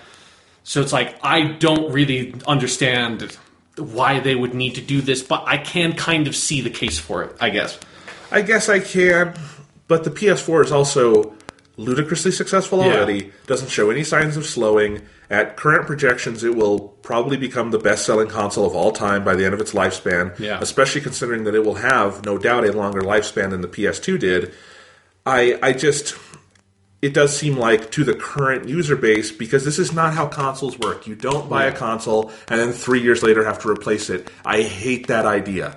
And yet, historically, the console cycles have been about 5 years. Like, historically, the 360 and the PS3 were an outlier. Yeah, but we're still only 3 years in, and, you know, and I guess you could also say, devil's advocate, historically, around this time we get the redesign, and yes, I have owned like 4 different Xbox 360s, so maybe I'm bitching for no reason. Yeah, because, I mean, if you've ever bought, like, a slim version of the console primarily, like, for that reason, like, this is that only actually better, really? Yes. Because, like, that's how that has almost always really worked. Yes, but at the same time, it just does feel like... Because I feel like the worst-case scenario is oddly the one that makes the most sense, which is that at a certain point, the Neo modes are so good, there's no reason to play it on the base system. Yeah. But that's the worst-case scenario for, I think, everyone, because that's just annoying, and then you're going to push people off the PS4 to something simpler. Yeah. You never want to make the console seem confusing. That's the biggest problem. That's the thing the PS4 has done so well, and why it's sold so easily, or sold so well, is it seems so easy to just pick up and play everything. There is no hassle to any part of the PS4, the way there is on a mild hassle on the Xbox One. But even that mild hassle has been kind of a death knell for certain things on the Xbox One. Yeah, I mean, that was like a big hit that they took early on. Is like, and they're never going to recover from it, ever. I mean, it was a mistake, you know? And so I'm really... Like Phil Spencer would 100% agree with that sentiment. Yes. And so I'm just curious about this. What it would do, if it would harm things, whether it would allow them to sell more. The UHD thing does make sense to a point, unless you consider, I think, best case scenario, UHD Blu-ray will always be a niche thing. I don't think that's... probably. That's because streaming is such a reality now that's like Blu-rays like almost like didn't even quite... Like Blu-rays were not DVDs, you know? No, I mean, very successful. But that's the other thing is, you're not going to get another physical media format to the level of Blu-ray, let alone to DVD, to VHS, that kind of thing. It's just things have moved on past that to a certain degree. So, yeah, I don't quite know. I really, as you say, I want the Sony statement because I want to know the core impetus. Yeah. Is it the UHD thing, which would make sense, as you say, with Sony's historical business models? Is it the keeping it at the $400 price point thing? Is it to have these two on the market at the same time? What is the impetus? It's fascinating. It's a little scary as someone who owns a PS4 and loves it and doesn't want it to get fucked up.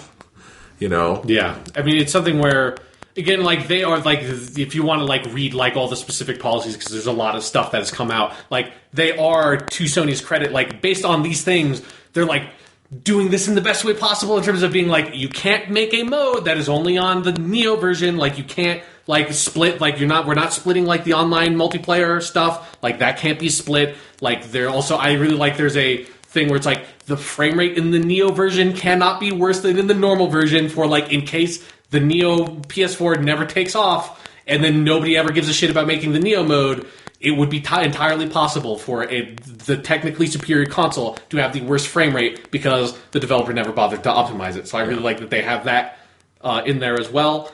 But again, it's the stuff that they don't have in there, and that, like, this is all was confusing when the Kotaku report came out. And even though we know a lot more now, it's even more confusing because we know little snippets of what they've been telling the developers. And, like, without, like, Sony, like, this could be incredibly confusing when Sony comes out because it's confusing right now. Or maybe, like, the only reason it's confusing is because we're getting, like, a weird bit of the picture. And maybe when, like, Sony talks about this at E3, it will make a lot more sense. But it's so hard to tell right now. They should not wait till E3. I think they're probably going to say something about it, but I mean, E3's not that far away. It's not that far away, but I also feel like this story is getting away from them very, very fast. Yes, it got away from them the first time it got out. Now it's like it is over on like the other side of the mountain by now. And look, this generation. Microsoft let a lot of stories get away from them early on, and it hit them. Sony was very good about being ahead of things. They should be ahead on this too. They just really should. Yeah, I mean, like they should have gotten out in front of this, like, well before because, like, this sort of, like, leak or whatever was completely inevitable. As soon as, like, these dev kits were in developer hands, as soon as, like, these sorts of materials were given to the developers, eventually that stuff would have gotten out of there on, like, a NeoGAF forum, if not on, like, a website like Giant Bomb. Yeah. And I do wonder, like, what will the performance increases look like on the Neo? Will it mostly just be to get them running in 4K resolution, at which point, I don't care. I don't have if it just upscales it, it's like whatever. Or is it going to be major texture and frame rate things, at which point maybe we have to think about upgrading or something like that. I don't know. But, I mean, you agree with me on this. Like, most of the games we play on PS4, what would the better version of those be? Yeah, I mean, like, the only thing is, like, if the frame rate was better, but even then, like, the PS Neo, like, it doesn't seem like it would be capable of, like, all of a sudden, like, Bloodborne runs at a steady 60 frames per second. That doesn't seem plausible to me at all. No, even, like, I'm thinking of, like, the most gorgeous PS4 game, which is probably Witcher 3. My brother has Witcher 3 on his PC, which is about as good a PC as you could fucking build for less than $10,000, Yeah. you know, and it runs at about 45 frames a second. I mean, it's a tough game to get running at like 60 or something. Yeah. So I don't think there would be suddenly a Neo mode where Witcher 3 runs at 60. Yeah, like there will be some games like Fallout 4 is an example that everyone thought of immediately. That's like there are parts of Fallout 4 that have like some of the most atrocious frame rates, like interior areas in particular. There's one factory near the beginning of the game that has like it has got to be like 20 frames per second or lower, like consistently the entire time you're in this big building. It's like that is the one area where like the Neo would like be good. Like I can see it like coming in and doing some business is for games that have an inconsistent frame rate trying to hit 30 on the PS4 base. Then the Neo could fix that up. But most games like Dark Souls 3 is not like amazing with the frame rate, but it's basically 30 frames per second. It's like it's fine. Like it'd be nice if it was a little more consistently 30 frames per second. It'd be even nicer if it was 60 frames per second. But like I don't really care. Like it's more than playable. Like Fallout 4 is an example where like the frame rate is bad enough that it significantly impacts the enjoyment of the game in certain areas. But that's very rare. Yeah, but that's extremely rare for a AAA game. So. And the only other kind of reverse devil's advocate, I guess I need to play Angel's here advocate. The thing of people are going to call me on this because yes, I buy every new iteration of like the 3DS. Right, the new Nintendo 3DS is more or less this. I would argue that a handheld is very different in this kind of scenario for a couple reasons. Agree, yeah. Like let's go through the 3DS versions because we could also go to the old DS versions and stuff, but I'll just go with the newest stuff. So original 3DS, good system and everything. The second version was the XL. That was a pretty obvious upgrade because your only input, or output thing with the 3DS is the screens they give you. Doubling the size of those screens and also fixing some cosmetic things that first system had was a big thing just on basic playability. Yeah. And so I thought that was more than worth it as an upgrade because I use my 3DS a lot. The new 3DS, kind of like this in that it had some bumped internals, which was more for system-level stuff than it was for games, honestly. Although they initially advertised they would do some game stuff, they really haven't. They really only ever did. It's like Xenoblade Chronicles, I think was the one. Although some games, you have the C-Stick for, which is fantastic to have that on Smash Bros. And Majora's Mask and things like that. Really nice. And it was just such a better build of that console, more solid, looked better, 3D was hugely improved, all of those things that if you like using your 3DS, that was worth the improvement. The difference with a home console is that how the console looks or feels in your hands does not matter. Yeah. If it was like radically redesigned controller, I guess it would be different, but the PS4 controller is fucking perfect. So, whatever. So that's, I don't think that's a fair comparison because if you're buying like a new version of your 3DS just has a lot more wear and tear daily because you have to hold it to play it, something like that, Yeah. So handheld redesigns are just, to me, a completely different thing. Although to play Devil's Angel's Advocate, one of the common arguments made, sort of against the idea of the PS Neo, is using Hyrule Warriors Legends for the Nintendo 3DS. That I haven't played the game personally, but evidently on the base Nintendo 3DS, the frame rate is awful. It's unplayable. It's fine on the new Nintendo 3DS, and so that is the. This maybe is a slightly grandiose term, but that is the nightmare scenario. That is the Neo, developers just take the Neo thing for granted, and they will just design for it, and then whatever the PS4 base frame rate is whatever it is, and they don't give a shit. I don't think that's what's going to happen, but it might. It's a possibility, and that is basically, I think, the worst case scenario for this is for the 40 million people, us included, that have bought a PS4 to basically be sort of extorted into buying a Neo just because the quality of the games in terms of just the raw playability of them tanks so much that you are basically forced to. Because if every game ran like Fallout 4, I would have to buy a Neo because I would not be able to take that because some games would be basically unplayable. Yeah. Yeah, it's weird. I don't think... And the other thing is, this year, I just can't even think of a single game on the horizon that would benefit significantly from this. The big releases this year for us are things like Persona 5 and Final Fantasy 15 and things like that. I mean, there is Uncharted 4, which is also a technical, sort of spectacle. Yes, absolutely. But I also think Naughty Dog didn't make that for the Neo. Maybe when they go back and do it, the Neo version could be really cool and stuff. Yeah. But I don't know. Like, I don't think there's going to be any problem with it on the base version, is all I'm saying. I don't think so. Like, I'm just trying to... I can't even foresee a game where there's a possibility the Neo could suffer in any notable way. Like, Uncharted 4, obviously on the PS4, will be A-plus fantastic performance-wise probably from the moment it launches. Yeah. Doesn't mean it couldn't be improved, but I'm saying I just can't imagine a scenario where you would, like, need or really want... Like, knee-jerk, you'd really need to get that Neo version.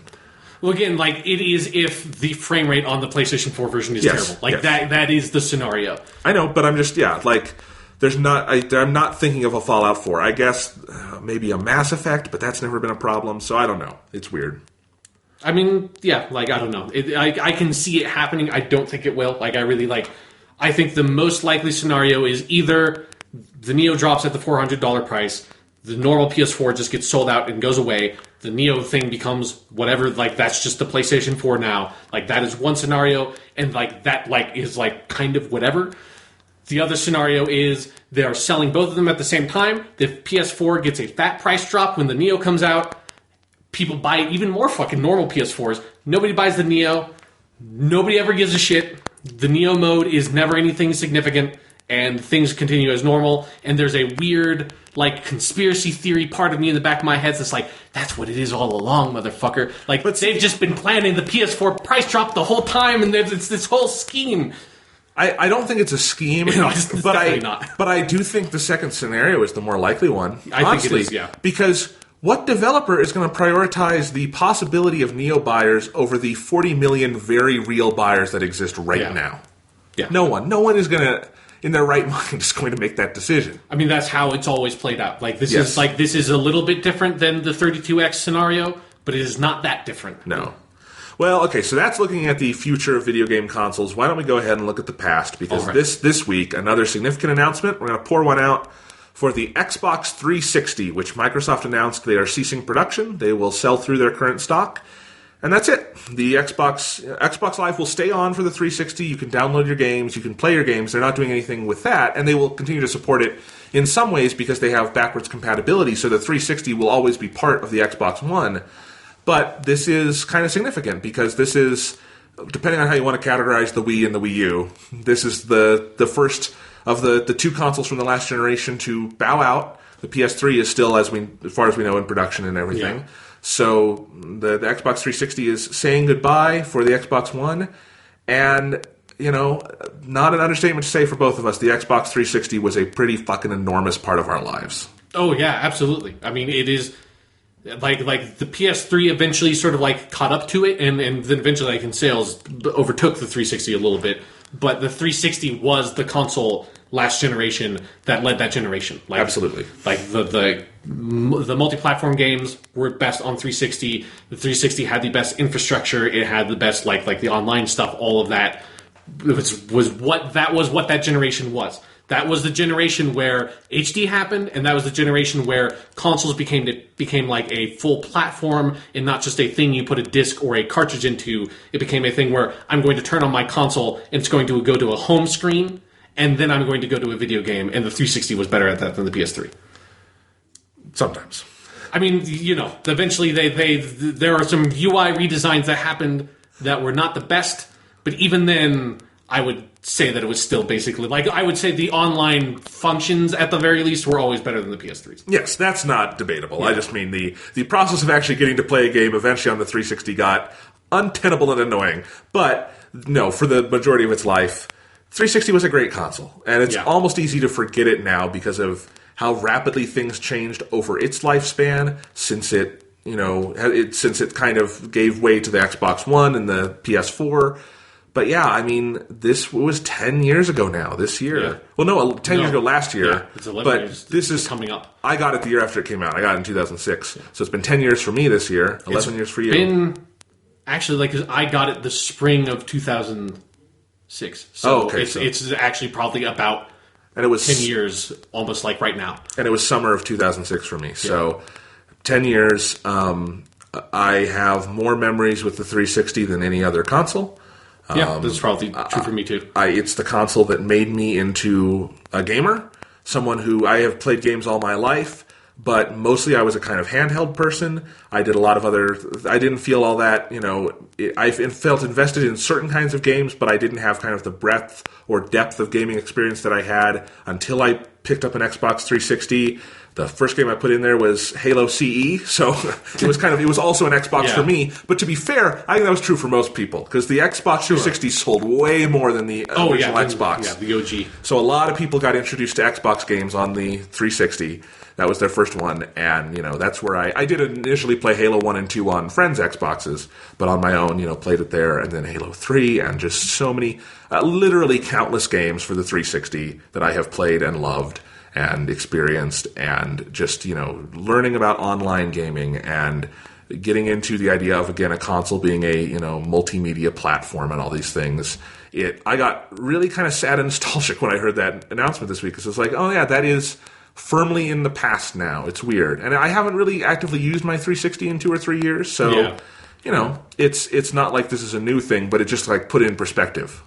Yeah, I mean, it is for me, thinking back to the Xbox 360. In a lot of ways, the 360 was the first console I owned that was really current. I had the N64 before, the PS2 and stuff came out, but, we got our N64, right before those consoles started coming out, and then I got my, GameCube and Xbox. Both of those, came sort of late into those console lifetimes, because I basically my brother got the GameCube, and then I think half a year later I got the Xbox because I played Halo at my friend's house, and then I said I want to play this game more, and so I'm going to get this console. And the Star Wars game looks really dope too. And guess what? That Star Wars game, Knights of the Old Republic, was pretty fucking dope.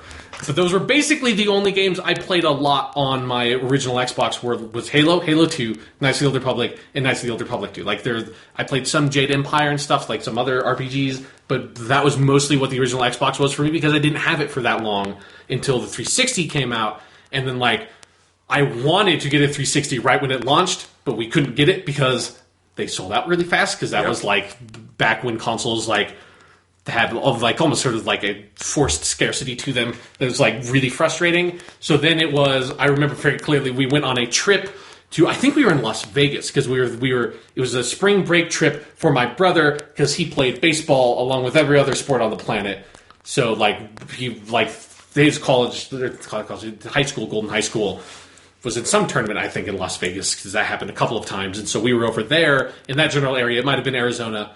And then while we were there, I remember we were in a Walmart or something with my mom, and we were shopping, and so I was like, oh, there's an Xbox 360 in this random Walmart in the middle of fucking Arizona, wherever we are. Let's just get this. Because we just couldn't find any in Colorado. So we got one. Then drove back, had it it was a maddening week of my life or whatever, of we had this fucking Xbox 360 in this box in the back of our goddamn car, of our rental car, that was we need to get home because I just want to play this fucking thing. And we got that, and we got Oblivion on it, because Oblivion was the first game I got, because I was not going to play fucking Perfect Dark Zero, because I had a friend that got an Xbox 360, the same friend that who I played Halo with, that I got an Xbox for. Then, I played Perfect Dark Zero with him when he got his 360. That game was not very good.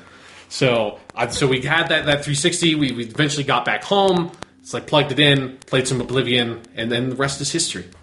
I don't remember what my first 360 specific game is. Let me try to see if I can figure this out. Because I think I have a memory of you telling me what it is. I remember being very angry. Let me go through this. You're going to say it's Sonic 06. It's not Sonic 06. Well, you said that to me once. No. Sonic 06 was the first game I played on an HD TV. Oh, okay. That's still fucking horrible. It is, but when we got our 360, we still had a tube TV. And we did for the first year of that console. I originally played Halo and Halo 2 on a tube TV and stuff. So did I. Right.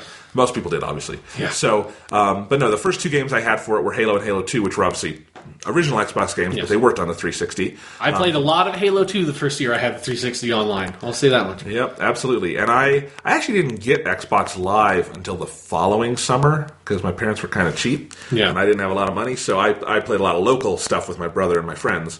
Because when I got the Xbox, it might have been later, in the fall, because I think it might have been a birthday present that year. I was 13, and I got my dad had gotten some deal on eBay or something and got 4 controllers with it. So I have always had a surplus of 360 controllers. So I played with a lot of people with it anyway. So it was fun. But yeah, so my first 2 were Halo and Halo 2. But then I really honestly don't remember what my first 360 specific title was. I know I played Gears of War at your house, but I never played it much on my own. So I don't know. I'd have to go through and try to figure it out. Yeah. Sonic 06 was an early one, definitely. That my brother it was an got. early one. It's 2006. Yeah, it's something my brother got, and I honestly never made it out of the first level because the loading screens just made me want to kill myself. Man, that game! But I beat that game. You beat that game? I beat that game out of hatred, out of spite. I loved Sonic the Hedgehog, and then that game came out. It was like, God damn it! Like Sonic Heroes was like a warning sign because Sonic Heroes was okay, but like those games were going downhill, and then Sonic 06 came out, and it's like, I fucking finished that game. I hated every goddamn second of it. I honestly, speaking of Sonic, in terms of early, 360-only titles, I remember arcade games better, like Marble Blast Ultra and Hexic HD and things like that, and that they started releasing Sonic the Hedgehog, for Genesis and stuff. Yeah. And I think that was the first time I got to play original Sonic. At least 2, 3, and Knuckles was on Xbox Live Arcade. I don't remember where I originally first played Sonic the Hedgehog. I never had a Genesis, so I didn't play it there. Yeah. But I might have played it. I might have played that on a GameCube release. They had it on somewhere. Yeah, because there were a billion Genesis collections back then. Yeah, but I didn't really get fully into those until the Xbox Live Arcade releases, which those are really good versions of those games. They're now all on backwards compatibility on the Xbox. That's my favorite thing about the Xbox One now is the backwards compatibility for arcade games is fantastic. It's so good. You got Doom, you got the Sonic games, you got Sonic CD, you got all the Genesis ones, Streets of Rage. It's great. Yeah. You can get all that stuff. Yeah, Sega's on top of that backwards compatibility for 360. I hope they get the rest, because the 2 Sonic games they don't have that they should are Sonic and Knuckles and Sonic Adventure 2, which also have really good 360 versions. And I wonder with Sonic and Knuckles if there's a lot of issues around their, because if you had Sonic 2 and you had Sonic 3 and you had Sonic and Knuckles, you could play Sonic 3 and Knuckles and Sonic 2 and Knuckles, because that's how I played them. Right, yeah. They just have Sonic 1, 2, 3 and CD right now. Yeah. So anyway, we'll see. That's a tangent. Yeah, that's a tangent. But no, it was a big part of the 360. You could download cheap little bite-sized games. Oh, yeah, man. Xbox Live Arcade. Xbox Live Arcade is a revolution that we could write a fucking book on. Because that's actually something I miss is there were a couple of those years there in the middle era of the 360's life where they had the Summer of Arcade thing before they kind of ran into the ground near the end and then just got rid of it. And now they don't even use the Xbox Live Arcade name anymore. But there are some of those games like Limbo and Bastion and fucking Shadow Complex. That's a great game. These really great sort of weird middle tier games that some of Shadow Complex was made by Epic. These are some of the people that were making games for Xbox Live Arcade and those Summer of Arcade promotions were big game studios making these smaller in scope titles that were downloadable but that were just as Shadow Complex was one of the best games of its year when it came out, Braid and Bastion as well, because Braid was another Summer of Arcade game that is one of the famous sort of I feel like the legacy of that, weirdly enough, lives on more in the PS4 than it does in... It does. The indie scene kind of left... because Microsoft adopted some very anti-developer policies. That's one of the things about the 360 is it was one of the first consoles that was around long enough to have these weird ups and downs and peaks and valleys that other consoles really don't have. The SNES was just a hot streak from start to finish. Yeah. The N64 had, a couple of good years and then kind of just fell off. Yeah. And you have things like that. The 360 went up and down in some weird ways. And we'll have to talk about the UI in a little bit. Yeah. But let me skip forward a little bit. Okay. The Xbox 360 took off for me with Halo 3. That was the moment. 2007. That's the moment when it just kind of started consuming my life. And I've said it before, I will say it again. I had, up to that point and probably up to now, have never been more excited for a game and maybe for anything as I was for Halo 3 that year. September 25th, 2007, motherfucker. It is burned in my brain, that date, where I was when I bought it, how I got it, the size of that fucking collector's edition box, playing it for the first time, putting it in, all of those things, how my brother and I played it 3 nights, 3 levels at a time, co-op, just every detail of getting Halo 3 and finally having that. I remember it was my brother and I saved up all this money, and I had the cash in a white envelope that I took to GameStop to pick up our pre-order, and that's how I got it. And my older brother, Christian, who was living with us at the time, you probably haven't heard a lot about because he, half-brother, so he didn't always live with us when I was a kid, about 10 years older than me, but, he could drive. I couldn't. I was 14, I'm not going anywhere. And got Halo 3, and... yeah, Halo 3, one of the best games ever made. I mean, I have almost undoubtedly played more Halo 3 than any other video game I've ever played. I had played so much Halo 3. I basically played Halo 3 kind of every night from 2007 to 2010. Because it was that's not entirely true because it's I've played a lot of Call of Duty 4 online. I've dabbled with Halo Wars a little bit when that came out because the 3v3 in that game was actually kind of fun. But even when a game like that, when Modern Warfare 2 or something came out, and all my friends would get on that for a little bit, or Gears of War or something, we would always come back to Halo 3 and did that for fucking years. Even when Halo Reach came out, sometimes we'd go back to Halo 3 for some of the custom games that were only on Halo 3.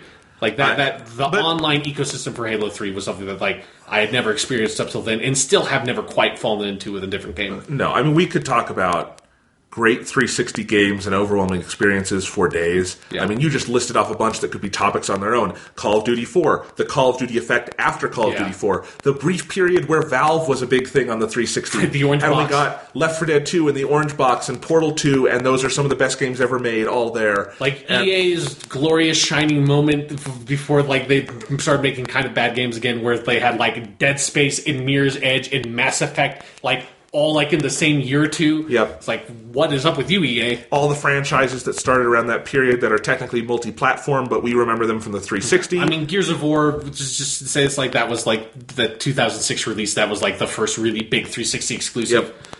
Yep. Shooters. Gears of War 4 is kind of gearing up for its big marketing push as it nears its release in October. And it just made me think about Gears of War 3 and how much I fucking loved that game. That game was so good. So good. How many hours I spent... I just remember because that was 2011. Had my slim 360 in my dorm room. And I played so much Gears of War 3 as a freshman in college. It was such... The multiplayer on that is kind of second only to Halo as my favorite shooter multiplayer. It's so good.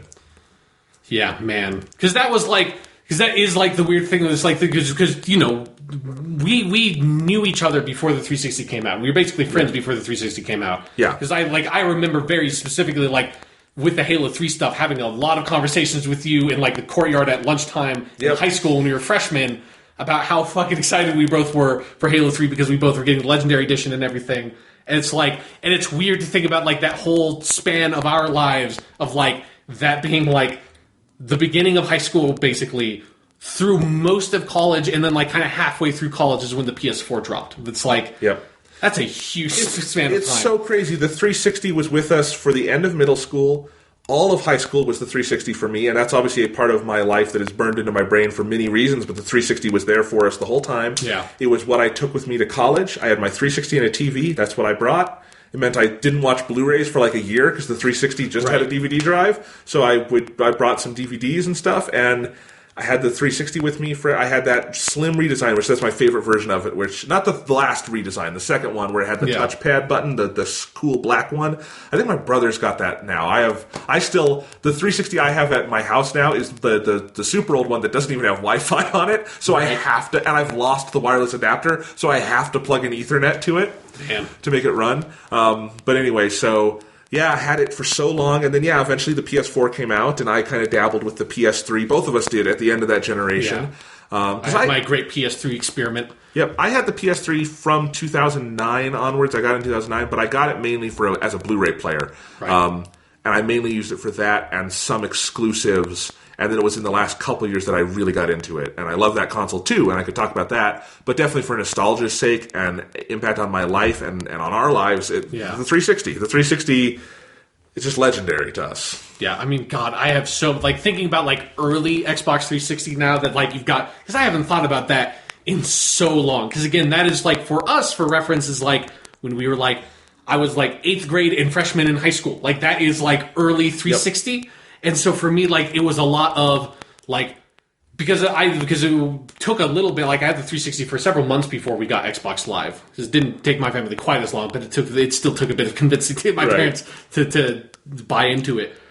But like I just remember going over to friends' houses and being like when my friend got Gears of War like a couple of days before I did, and like playing Gears of War at a friend's house and being like, holy fucking shit, the multiplayer in this game is crazy. I've never played a game like this before. Check out, I was like 13 years old, so I was pretty into the chainsaw on an assault rifle thing. Was working pretty well for me at that age. Oh, it's timeless, Sean. It's timeless, but it's a little bit more effective at a certain time in a young boy's life. And yeah, so like, you know, the Gears of War, I remember Dead Rising was a huge game for me early on, and I have a super distinct memory of like one of the first things I ever did when I got Xbox Live was playing Dead Rising, trying to get the zombie genocide achievement or whatever, where you have to kill like 52,500 something zombies. That's like the population of Willamette, Colorado. It's like, that's like the big achievement that you're like driving this car through this like underground area is like basically the only way to get it, to just run over hundreds and hundreds of zombies, and just doing that, trying to get this achievement. This achievement is something we'll have to talk about in a second. And while doing that, having my like headset on and like getting into a private chat with my friend who was like my friend that got like was that gateway to all this Xbox stuff, and like chatting with him while he was playing, I think he's playing fucking Chrome Hounds, that mech game that came out early in the 360 lifespan, and like him playing that and me playing Dead Rising and just like chatting over like this console system and not having to use like a telephone or like my first cell phone I ever owned at that age. Like that stuff was mind-blowing to me. And just like having that evening where I was like basically hanging out with my friend chatting while we were both playing different games, and he was at his house, which was like an hour drive away from me now, and me at my house like in my basement. Like that was fucking nuts at that age. It was nuts, and at a certain point, like when I went off to college, it was this link I had to my brother and family back home. Yeah. And my friends, you know, at other places. You know, the 360 was something we turned on and used every day of our lives almost for some of the most important and formative years of our lives. And now I understand why people, you know, these days talk about like the Super NES in those kind of reverent terms. Yeah. Where I have immense respect for the Super NES. Some of my favorite games ever are Super NES games, and I'm always getting to discover ones that are new to me, and I love it. But I will never have that specific connection. Yeah. But I do for the 360. Yeah, absolutely. And more uniquely for the 360 than, frankly, I do any other console. Because like it's kind of for me as well. Like I have very specific memories of the 360, and it's weird. Like I have very specific memories of like the eras of the Xbox 360 because it was such a long-lived beast. Absolutely. I mean, let's talk about that. Let's first off, achievements. I mean, let's go through some topics. What do you think? I think I might know the answer, but what do you think is the biggest contribution the Xbox 360 made to gaming history? Okay, that's a fucking crazy question. Well, let's break it down. There's a series of them. Okay. Is it the online stuff? Is it the multimedia stuff? Or is it achievements? I think it's one of those three. I mean, for like, the biggest thing is the way, because I think the online stuff and the multimedia stuff is the same. So It is for me. It is the console as a platform of like the Blades interface and having like downloadable stuff that's like it's just connected to the internet. So like you can go to the store. You can like download, like have downloadable games. You have normal games. You have a friends list. You have chat. You have game invites that are like handled on a universal level that is not like individual systems. And you have a fucking gamer tag. You have a profile that's like was not like you kind of had that on Xbox with like original Xbox Live, but like it wasn't really a thing. And you like remember all the weird stuff that they had that like I think is still like legacy in Xbox Live of like I'm in like the underground zone and I'm like in the pro zone. God, I forgot about that. Crazy shit like that. Or with a feature the 360 had that like the PS4 it kills me that it doesn't do this, is that the 360 had a feature buried like deep down in its UI where you could go into your account settings and set game preferences for different game genres, and most of them never did anything. But the one that worked in every game I ever played on the Xbox 360 was look inversion, because I play inverted because I am an advanced human being. I'm not like you slobs that play default or whatever you plebeians call it. So I played with my y-axis inverted like a real like evolved creature. And it's insane that normally, like when I was playing normal Xbox games, or now that I'm playing PS4 games, I have to go into every single game and go into the settings and say, hey, fucking just make it inverted. For whatever reason, among all the random little things you could tweak in those settings with the game profile thing that they had in the 360 that never did anything in any game ever, of like changing your color or your look sensitivity and all this other stuff, the one thing that always worked was it always set my inverted as default in every game I played. And that was fucking awesome. Like, and it is stuff like that is like this account level system, this base system, like home screen concept that is like sort of a midway between a PC and what like the original Xbox and PS2 were. Like that innovation and how well they did it, because like the PS3 had similar concepts but much more poorly executed. That was the 360's dominant achievement to me. Absolutely, and I think there are things within all of dominant achievement. No, it's good pun. Yeah, good pun. I just wanted to sprinkle on that a bit. I gotcha. No, but I think one of the other things that is so remarkable is that while none of the three main UIs were phenomenal on their own, some parts of that system have never been done better. Mm-hmm. Like the overall the party interface. The party interface, never done better. Going into just the basic stuff about storage and everything. Right, the PS4 does it very well, but in some ways not as well as the 360. And the Jewel, just hitting the Jewel, it would bring up that thing of your home menu, the Xbox guide, Xbox guide, and you could just do everything from there. PS4 and Xbox One, the Xbox One does that miserably. The PS4 does it pretty well, where you can go up and it's just right there on the ribbon. Still not as immediate and convenient as the Xbox guide. Yeah.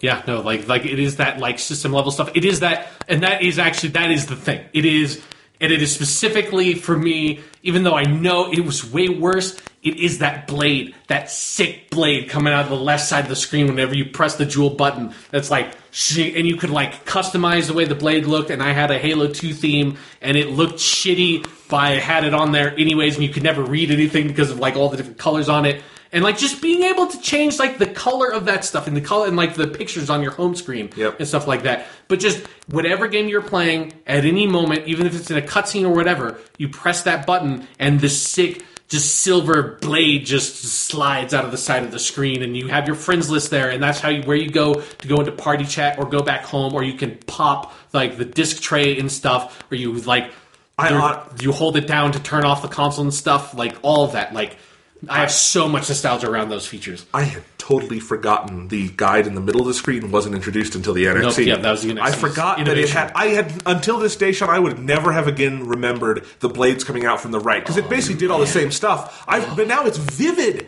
And I love that. So good. It's so like, good. It was super slow, and when you like look back on it now, you realize it like the NXT version of it is way better. But there is a style to the blade that like I will never forget. And it was genius. At the time, it was this innovation that really left such a mark. So amazing.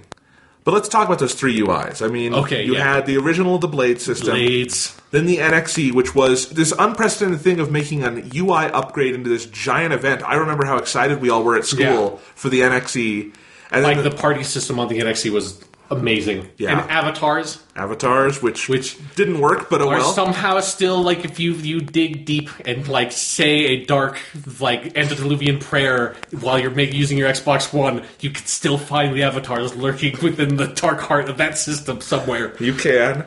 My avatar still looks the exact same as the day I fucking made it. I know, it's great.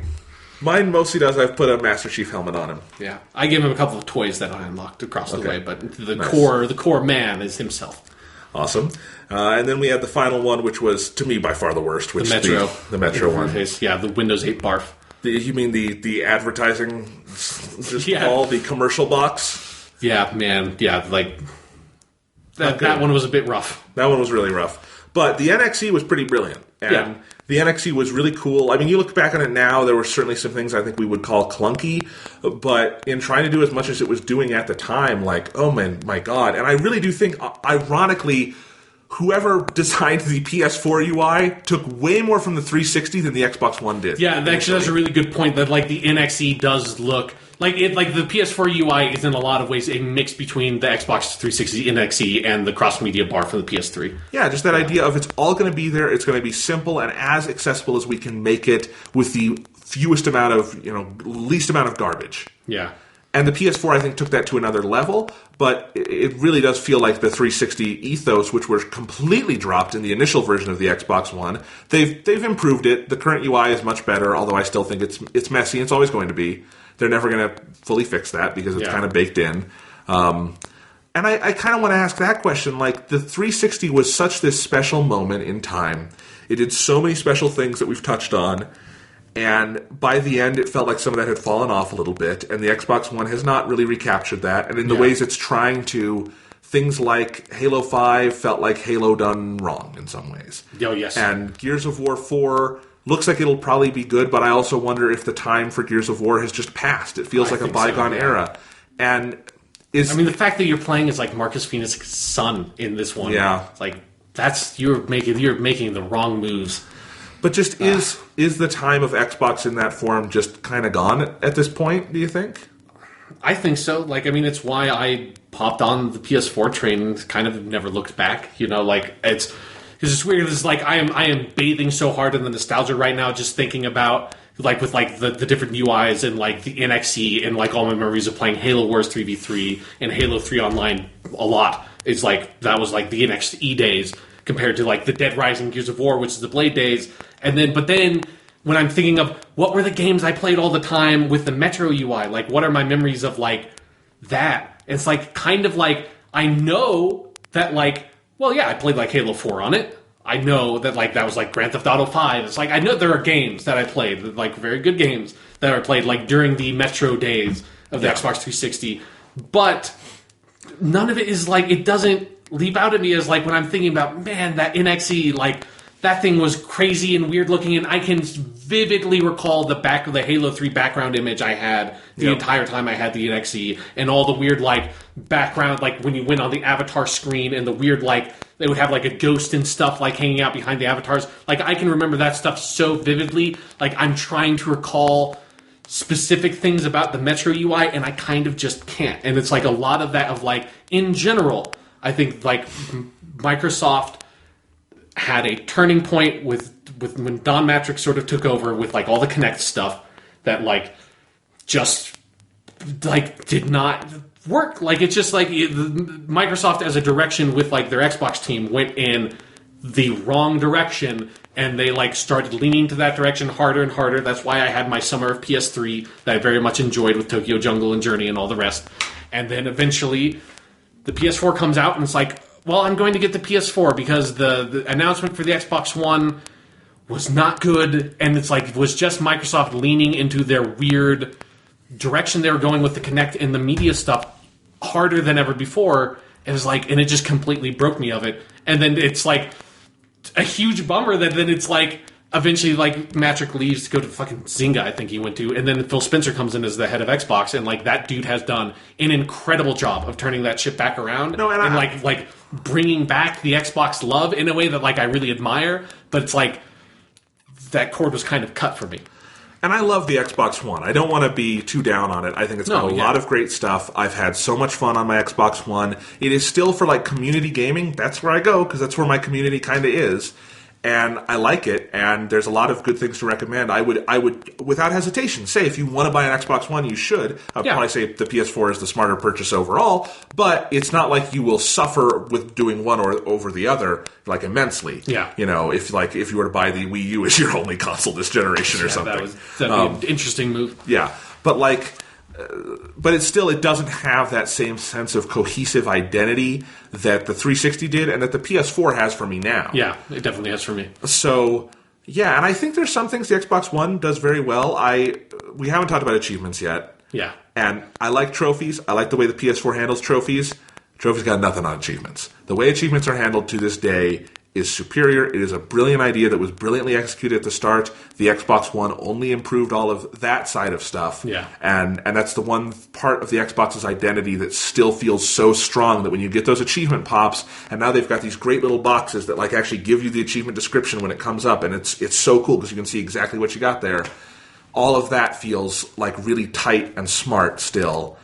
And that's when, in those moments, it feels like I'm playing Xbox, damn it. Yeah. It's like, man, like I'm thinking about like the gradual improvement on the achievement tech over the years with Xbox 360 where it's like back in the early days, every time like if you like got a bunch of achievements in a row, like they would just all pop like one after the other, and like this long chain, and it was maddening, and would block up if you were getting messages and game invites and stuff. And then eventually, I think it was around the NXT, there was like this huge innovation of like, maybe if you got like 3 achievements at the same time, maybe you just have one pop-up that says, hey, you unlocked 3 achievements. And then if I press the guide button, I get to go to my achievement screen and see what 3 achievements I got. It was stuff like that of like, the achievement stuff was always better because I mean the trophy stuff wasn't even on the PS3 at launch, but so like even when PS3 hopped on that and Sony hopped on that train, like they still like at day one didn't have it where the achievements were, and then achievements just kept on like pushing harder and harder and harder on the same concept and doing better and better and better. Where it's like I like the trophies quite a bit on PS4, like I have no problem with them, but they've gotten to a very good place. Yeah, but I don't have the love for them that I did for achievements back in the day. And I think part of that is just like the whole concept is like I like it. I don't want it to go away certainly at all. Like I appreciate that it's there, but it doesn't have the pull that it once did. But then also like I just think like there are some things about like the presentation of achievements and stuff like that that was always superior on Xbox. Yeah, and achievements in general, just this brilliant idea that is here. Like that is a game changer that will be here forever. That's one of those genies you can't put back in the bottle. Yeah. Like it's one of the things that when I play the Wii U or the 3DS, I am most conscious of is that I don't have achievements. That's exactly what I was going to say. That it's like it still seems crazy to me that Nintendo has not got on it because the Wii U came out in 2012. Man, like trophies were like a thing. I think like 2008 was when PS3 first introduced them. Like they were around for quite a while. And it's like, still Nintendo didn't do like whatever they would do like for their version of it. Where like Nintendo games like need them more than most like Sony and Microsoft exclusives do. I would be way more into it on Nintendo than I would ever like, be on a... Mario games are like half about fucking getting collectibles. Like, I would... Like, Legend of Zelda games are made like... I want an achievement for getting all the golden Skulltulas in Ocarina of Time. I want an achievement for finding all the fucking heart pieces. It's like, the kind of stuff... Give it to me. I want my big Goron sword achievement for Ocarina of Time. There's so much cool shit in Ocarina that like was like weird little side stuff that you didn't have to do but was really cool if you did. And that is what achievements and trophies are made to do, to like highlight and incentivize you exploring other ways of playing your game. I figured out what they could call them. What? Me-gasms. And your me, instead of like a pop-up with like a little bubble, it would be your me pops up on the screen with an O face. And that's how you've gotten a me-gasm. Now I just want you to imagine my me's O face. Oh, God. That Lovecraftian horror popping up on your screen. Cry. So yes, I that sounds exactly like something that Nintendo would do. Yeah, like Nintendo's got that like hard edge. They got that punk flavor. I'm just thinking it would be something me related. The Mii's somehow aren't going away. Yeah, those plasticky monsters. Yeah.